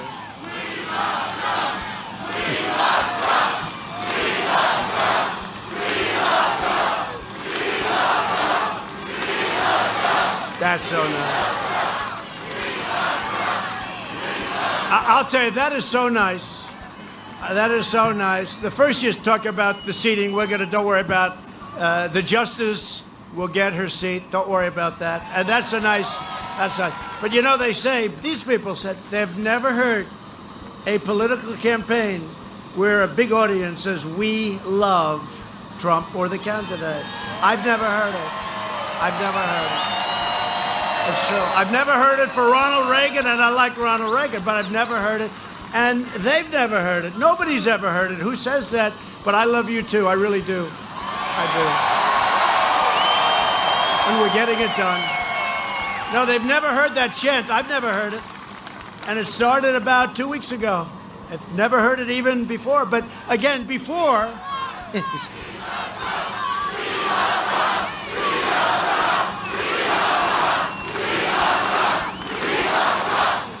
I want to thank you. It's really nice. It's really nice. And we've got to go out and we've got to really work hard. And we've got to watch this ballot scam because they're scamming us, okay? They're scamming us. And then they say, he doesn't want to turn over government. Of course they do. But it's got to be a fair election. You know, see, that's another scam. They don't mention anything about ballots. I say, got to be a fair election. When they're losing ballots all over the place. When they're losing ballots that just happen to be Trump ballots. You know, in Virginia, did you hear?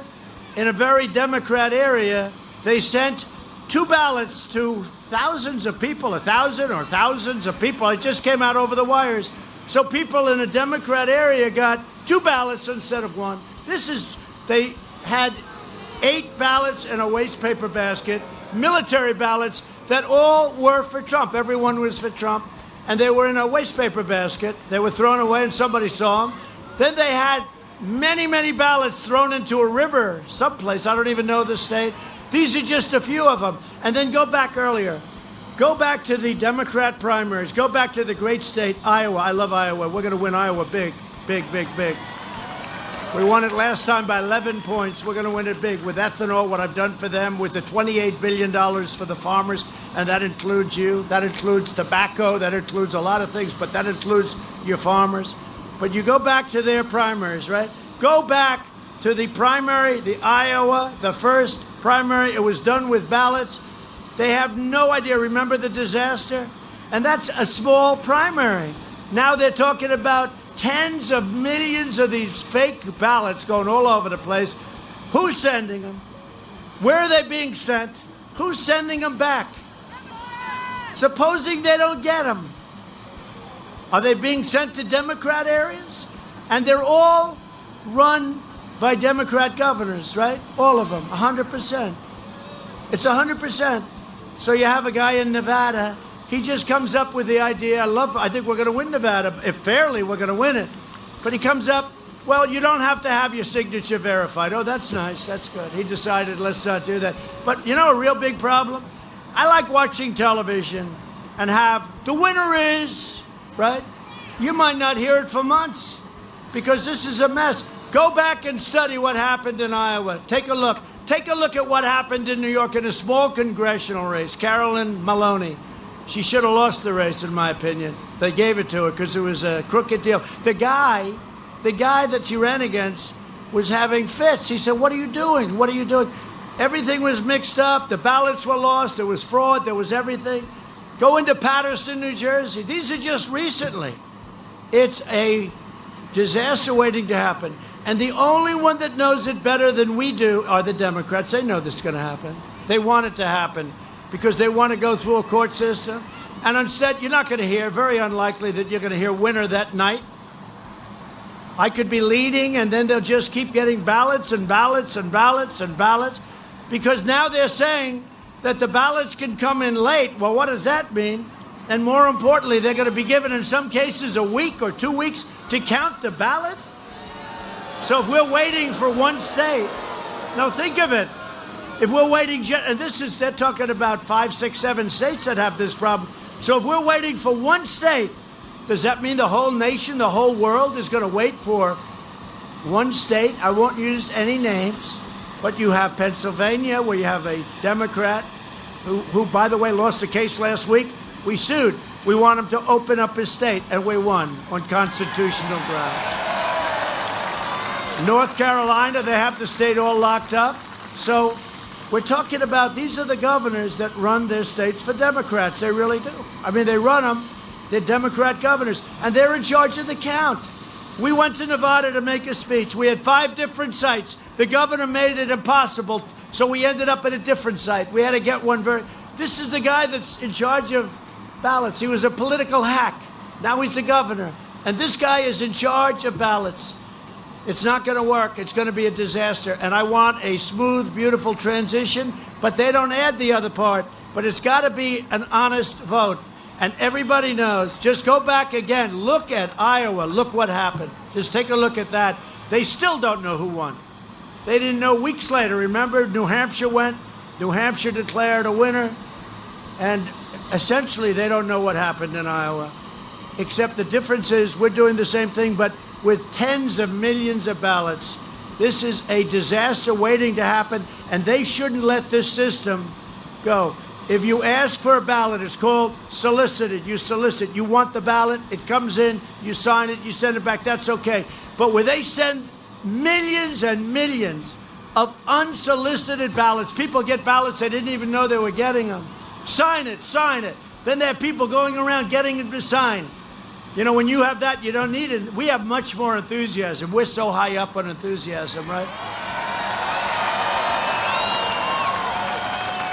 But it's very unfair because when you have somebody go knock on your door, sign, it's called harvesting. They're going to harvest ballots, even though in some cases, in most cases, it's illegal. It's illegal as hell, and it should be illegal.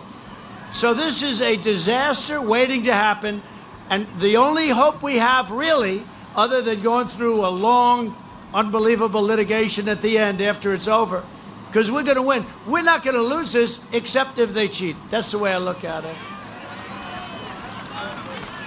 But we can't let them cheat. We can't let them. It's too much. Our country is at stake, and that's true. Our country is at stake because these people will destroy our country. We can't let this happen. And this is a scam. They know it. The media knows it, but the media doesn't want to cover it. They know exactly what's going to happen, and so do I. But the Democrats know better than all of us what's going to happen. So we can't let it, and if you see anything, you just have to report it and everything. We're all watching. Law enforcement's watching all over the place, but it's very hard to watch. You know, millions of ballots, very hard to watch.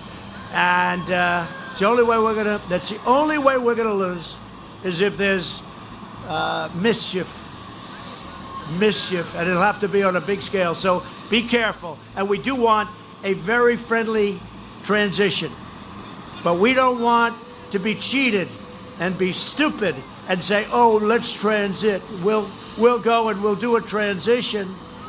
And we know that there were thousands and thousands of ballots that made the difference through cheating. We're not going to stand for it. We're not going to stand for it.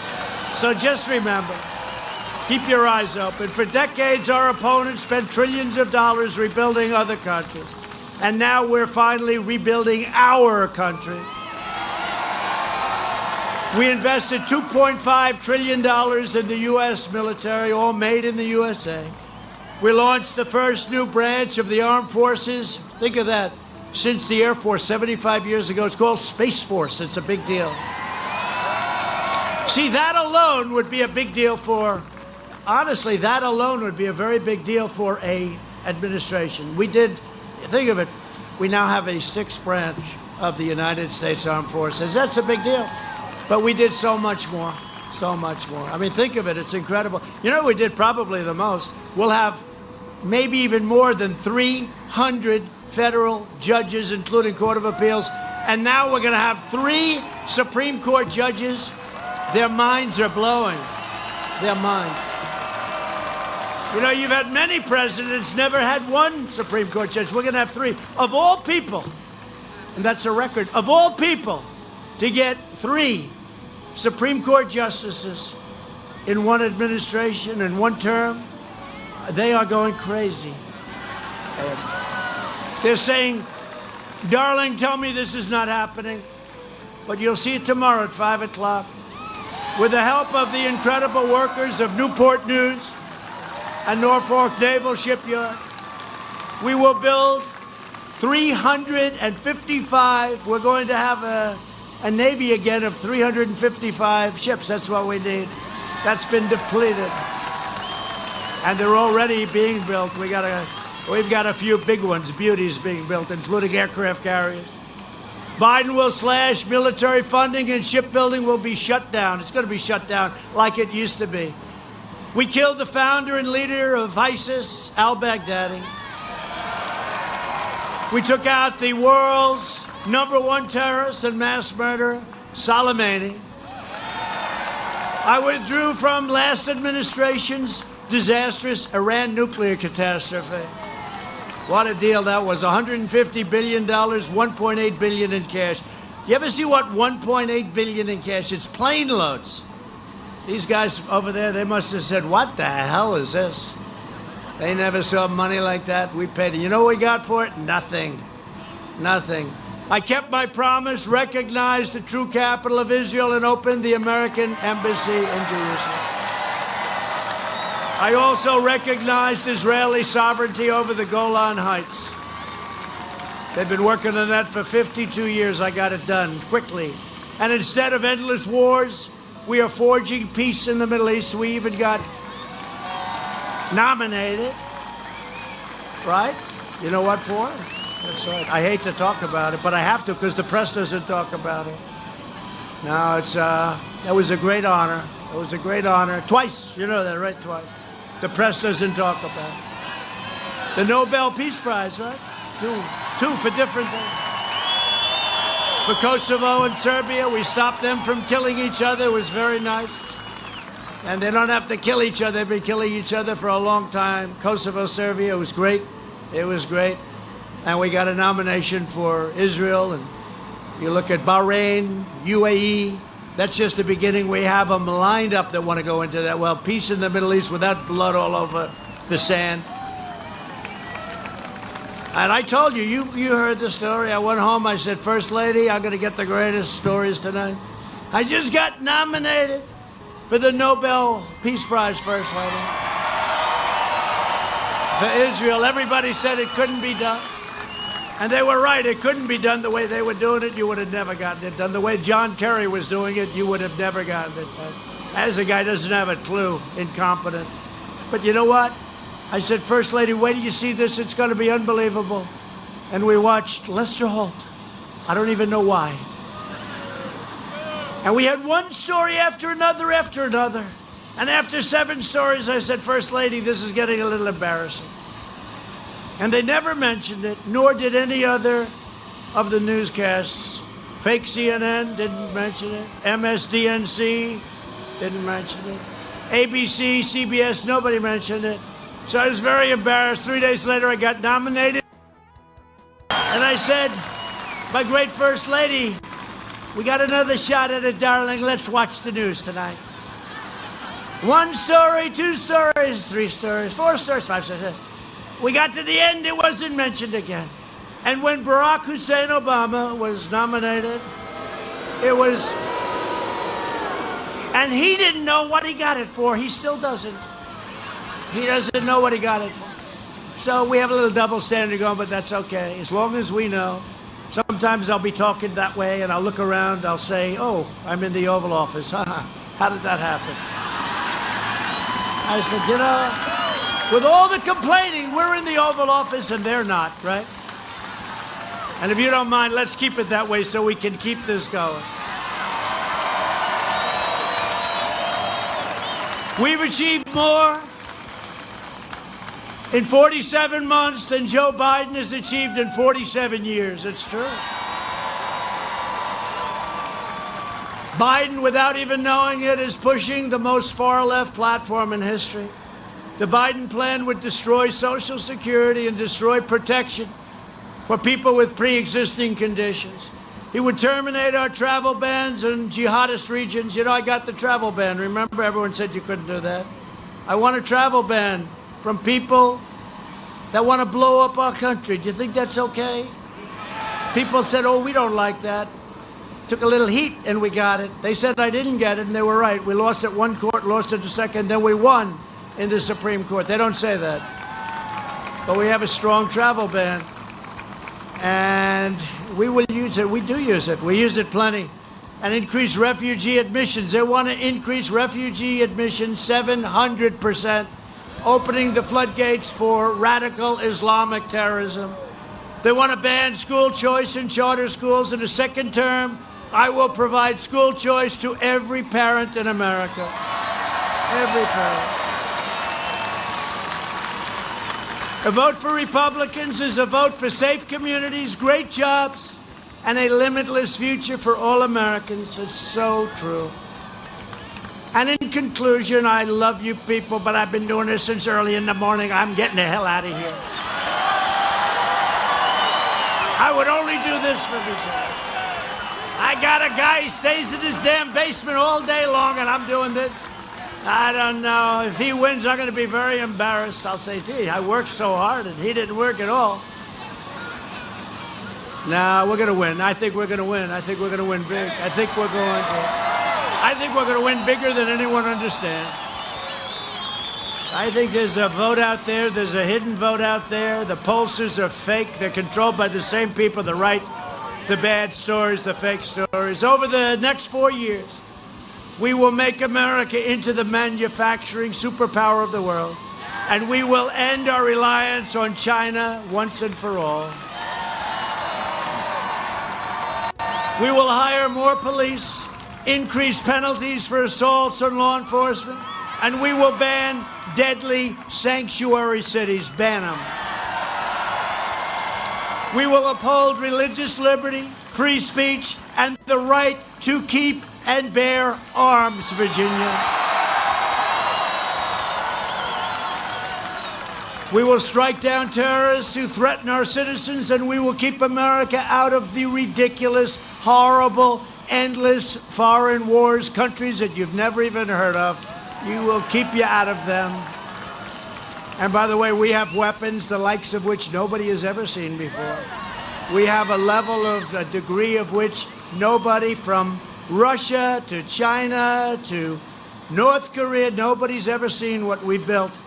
And just hope to God we never have to use them, but we have never had anything like the arsenal that we built over the last 3 years. Hope to God we never have to use them. We're the envy of the world in that way. We have the greatest people for building. There's nobody can do what we can do. There's nobody. But when I came in, your military was totally depleted. You had old planes. You had old everything. We have now the F-35s, and we have things, the bombers, the new bombers, the tankers, the ships that we're building, some right here, Newport News. You know? But we have built an arsenal the likes of which the world has never seen. And you know what? That will make it a lot easier for us not to have to use them. That's really what we need. We needed it. We were in bad shape. We were in bad shape. We will maintain America's unrivaled military might, and we will ensure peace through strength, and that's what we've done.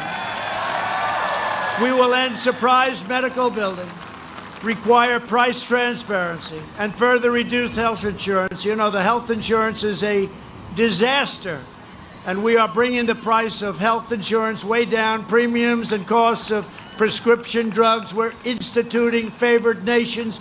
We pay the highest in the world for drugs. I negotiated with Big Pharma, and I just got tired of negotiating. I said, I'm sorry, we're instituting favored nations. We're the largest purchaser of prescription drugs by far in the world. And I instituted what we call a favored nations clause, where we will pay the same price as the nation that pays the lowest price in the world. In addition to that, I instituted a rebate clause where we get the rebates instead of the middlemen. These are the richest people. I don't know who the hell they are, but the middlemen they're very rich, and they're not liking me too much. And you're going to see a lot of bad ads from Big Pharma. They've already started.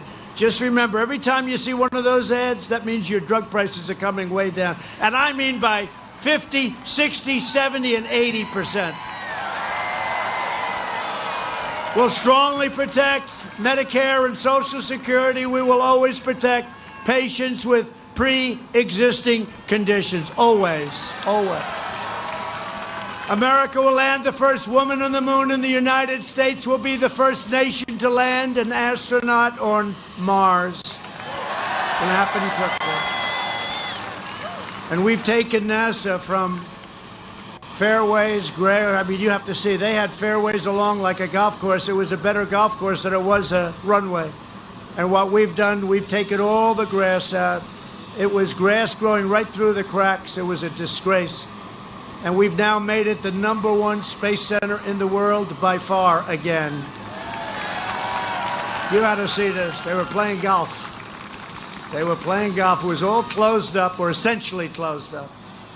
It was actually worse than closed up. You know what? It was sort of open, but nobody was doing anything. They had nothing to do. We had the greatest scientists in the world, and we're letting rich guys send up rockets. We like it. Somehow rich people like to send rockets up.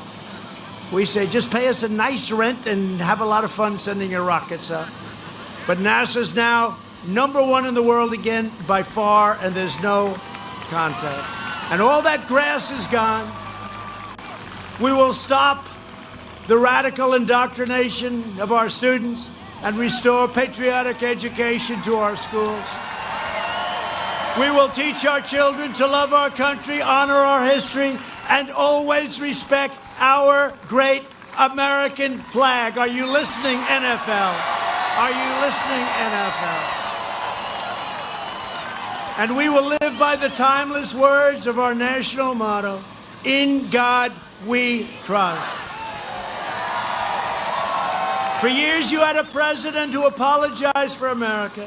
Now you have a president who is standing up for America and standing up for the great people of Virginia and North Carolina.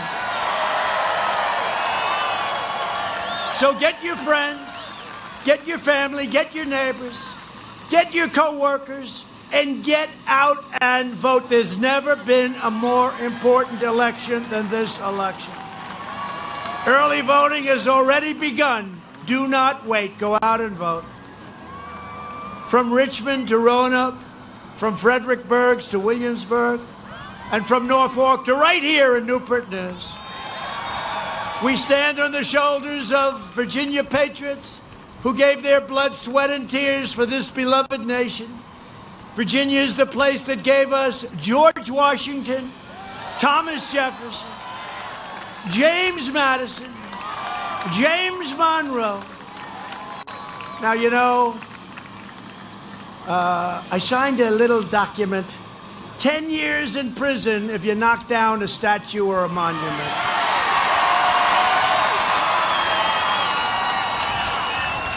It's amazing how you haven't seen any of that lately. They were having a little fun, and now they were heading toward the Jefferson Memorial. I said, wait a minute. And I predicted that. They were knocking down statues. A lot of people didn't know exactly which one. I said, you better stop it. Because the next thing you know, they'll knock down the statue of Robert E. Lee, and they did. I said, you better stop it, or they'll be going after Thomas Jefferson and Washington and Abe Lincoln. And they started. And I said, what are we going to do here? I have some good people. They said, you know, because today in Congress, you can't get anything done. They'd give you one day in a very nice hotel. So I said, what are we going to do? They said, we'll take out an old law and you can reinstitute it with an executive order. I said, what does it say? 10 years in prison, not jail. They used the word prison. I said, for what? You knock down a monument or a statue, you go to jail for 10 years. I said, give me that thing, get it to my office immediately. And I signed it. And they were coming down to Washington. They were going to knock down 2 particular statues that were really beautiful. And I signed it, and we announced it, had a news conference, got to let people know about it, right? And the 20,000 person march turned out to be about 3 people. And 2 of them were arrested, actually, because we have, thanks to the fake news, we have a lot of footage of people standing on the statue of Jackson, Andrew Jackson. Remember, they almost had the ropes. We sent in the police. The police did a great job, by the way. Remember they had the ropes? They were ready to pull it down. And we said, charge. And they charged. And I want to tell you, they did a hell of a job. They were much tougher than the people with the ropes. It took them about 2 minutes, and that was the end of the ropes. But it was close. They got there just in time. But you know what? Since I signed that, there's been no statues, no monuments that have been played with, right? Federal. States have to do the same thing for their states. Virginia heroes made America into the single greatest nation in the history of the world, and the best is yet to come. Proud citizens like you helped build this country, and together we are taking back our country. We are returning power to you, the American people.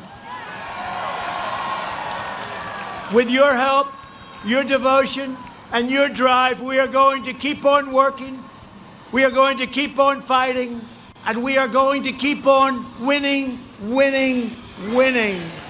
Gonna win, win, win. We're one movement, one people, one family, and one glorious nation under God. And together with the incredible people of Virginia and North Carolina, we will make America wealthy again. We will make America strong again. We will make America proud again. We will make America safe again. And we will make America great again. Thank you, Virginia. Thank you. Get out and vote. Thank you.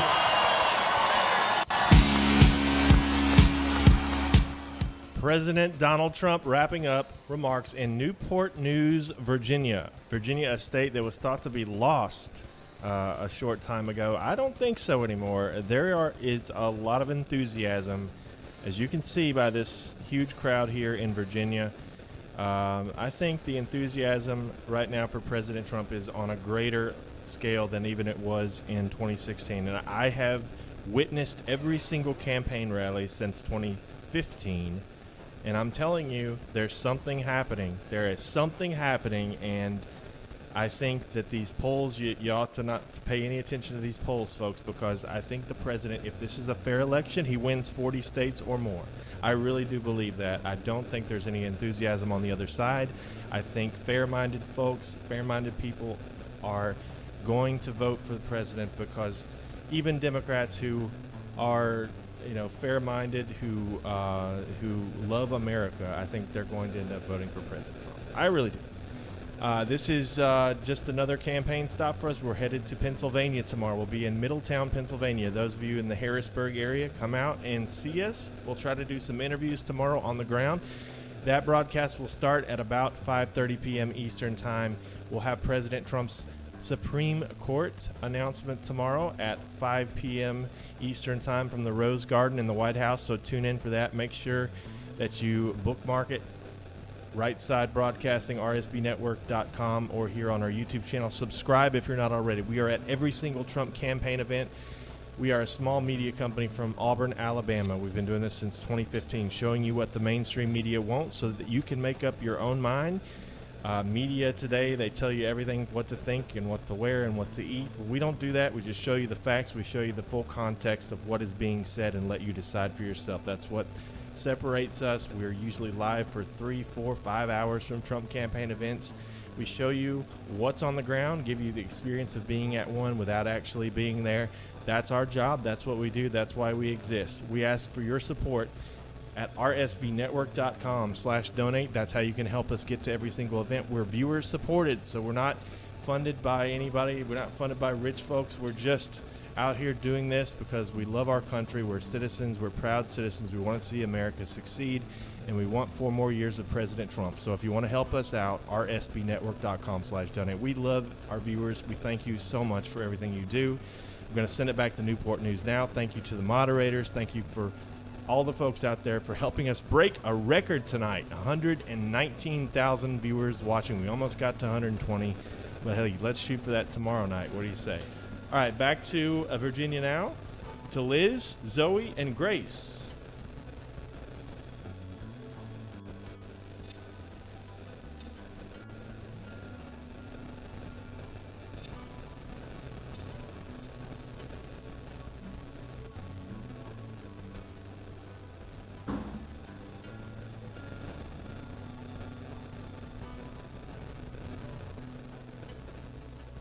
And welcome back to Right Side Broadcasting Network. I was one of your hostesses this evening. My name is Liz Willis. Thank you all for tuning in. We cannot believe it. We actually beat our all-time highest record for congruent viewers on YouTube, so we're very thankful. The energy for President Trump was electric here tonight, and we're going to see a lot more of that, considering we'll be in Pennsylvania tomorrow night for another Keep America Great rally. Thank you for everyone that's tuned in today for the donations. There are a number of ways you can still donate. The first one is by clicking that $sign in the bottom right-hand corner of the YouTube Super Chat. The second way is by going to our website. That's www.rsbnetwork.com/donate. The third way is by sending a check. This is the non-electronic way, so you can send a check to 1550 Opelika Road, Suite 6, Box 344, Auburn, Alabama 36830. We want to say thank you to our partners today over at iTarget Pro. That's the letter I, targetpro.com, for being an incredible partner and providing a really cool app and laser bullet that allows people to train from the comfort and safety of their own home with their own firearms. So if that's something you're interested in, make sure you check that out. We mentioned it a lot earlier in the broadcast. Don't forget, you can use code SAFE10 at checkout for percentage off and free shipping. Zoe, Grace, an incredible rally here tonight. Really high viewership. What do you think it was about the state of Virginia that caused it to be so big today? I mean, we haven't seen these high numbers since Vegas. I'm going to step away, but I'm going to hand it to you. Sure. Yes, I really think it was the high energy of this rally and the fact that President Trump has not been to Virginia since 2016. So I think that has a lot to do with it.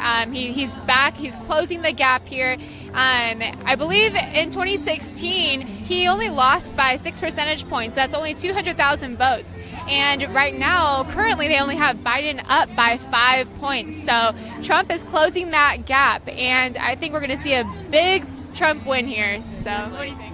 Thank you, Grace. Yes, you're exactly right. So prayerfully in the next couple of days and going into the election, we'll see the turnout. We'll see that silent majority step out and do their part, going down to the polls and getting those votes in for our president to get him reelected. Like we said, and everybody else has been chanting tonight, 4 more years of him executing these visions that is to make America great again. Exactly. So I'm really excited to hear, possibly maybe even tomorrow, he will be in Middletown, Pennsylvania at 7 p.m. Eastern Standard Time. He will be speaking, but he just announced today at the event in Atlanta that he is rolling out a plan which is called the Platinum Plan that will help benefit the Black community. So I'm really excited to hear about that.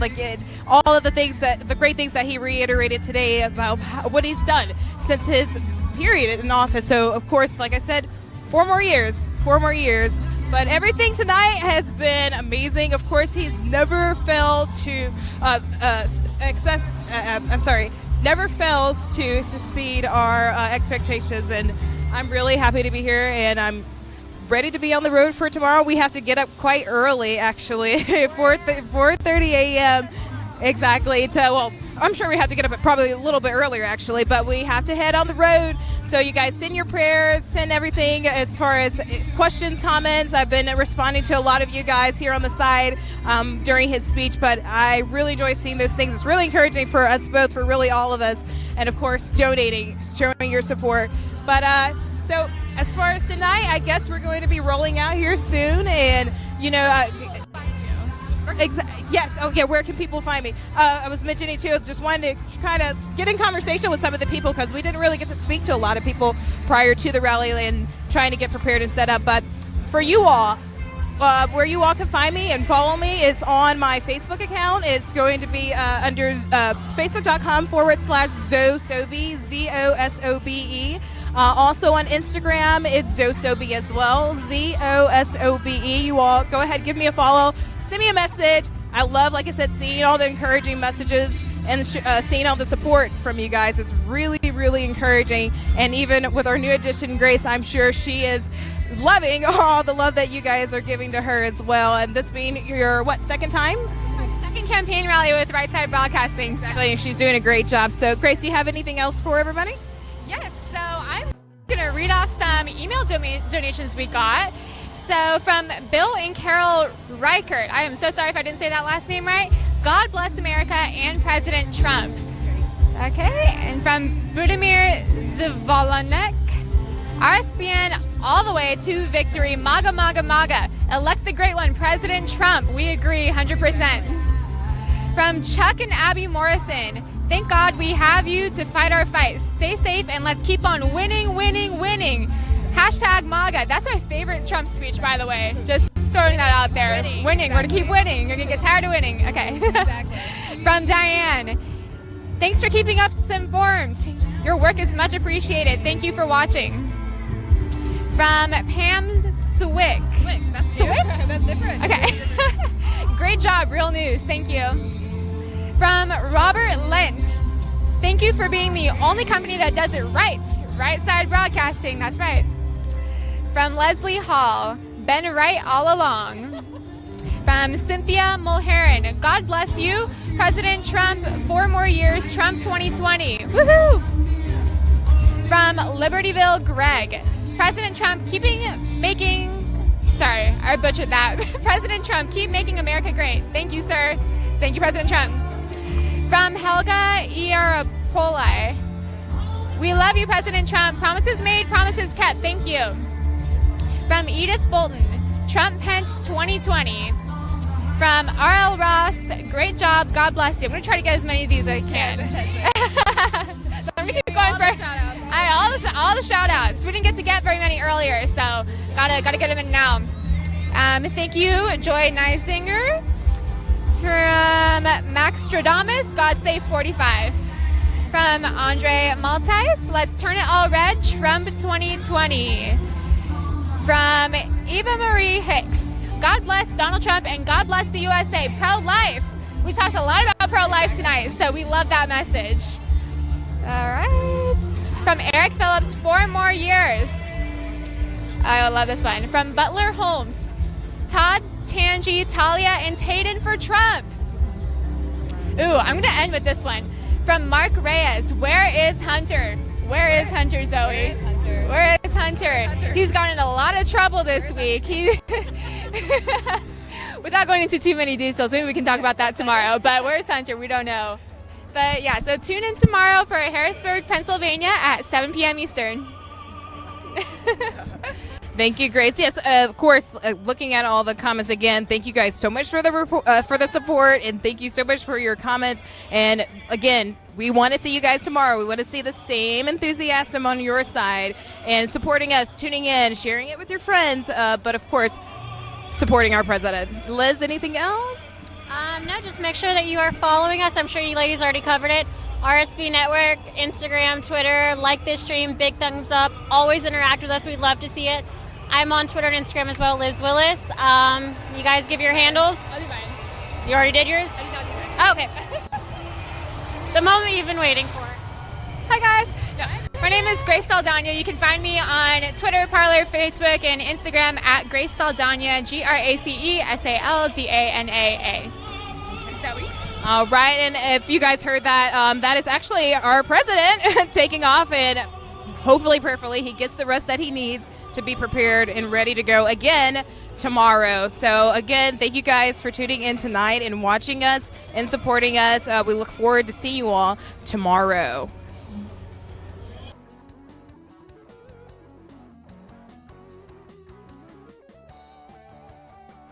All right, thanks, ladies. I want to thank you for such a great job tonight in Virginia. See you tomorrow in Pennsylvania. One request that I would ask everyone out there, please keep the crew in your prayers. These young men and women are working very hard, tirelessly. I'm not able to pay them as much as I would like. They're working very hard to make sure that we have 4 more years of President Trump. They are, just because they're young, it's very difficult to keep up with President Trump on the campaign trail. It is tough. They're driving 4.5 hours tonight to get to Pennsylvania.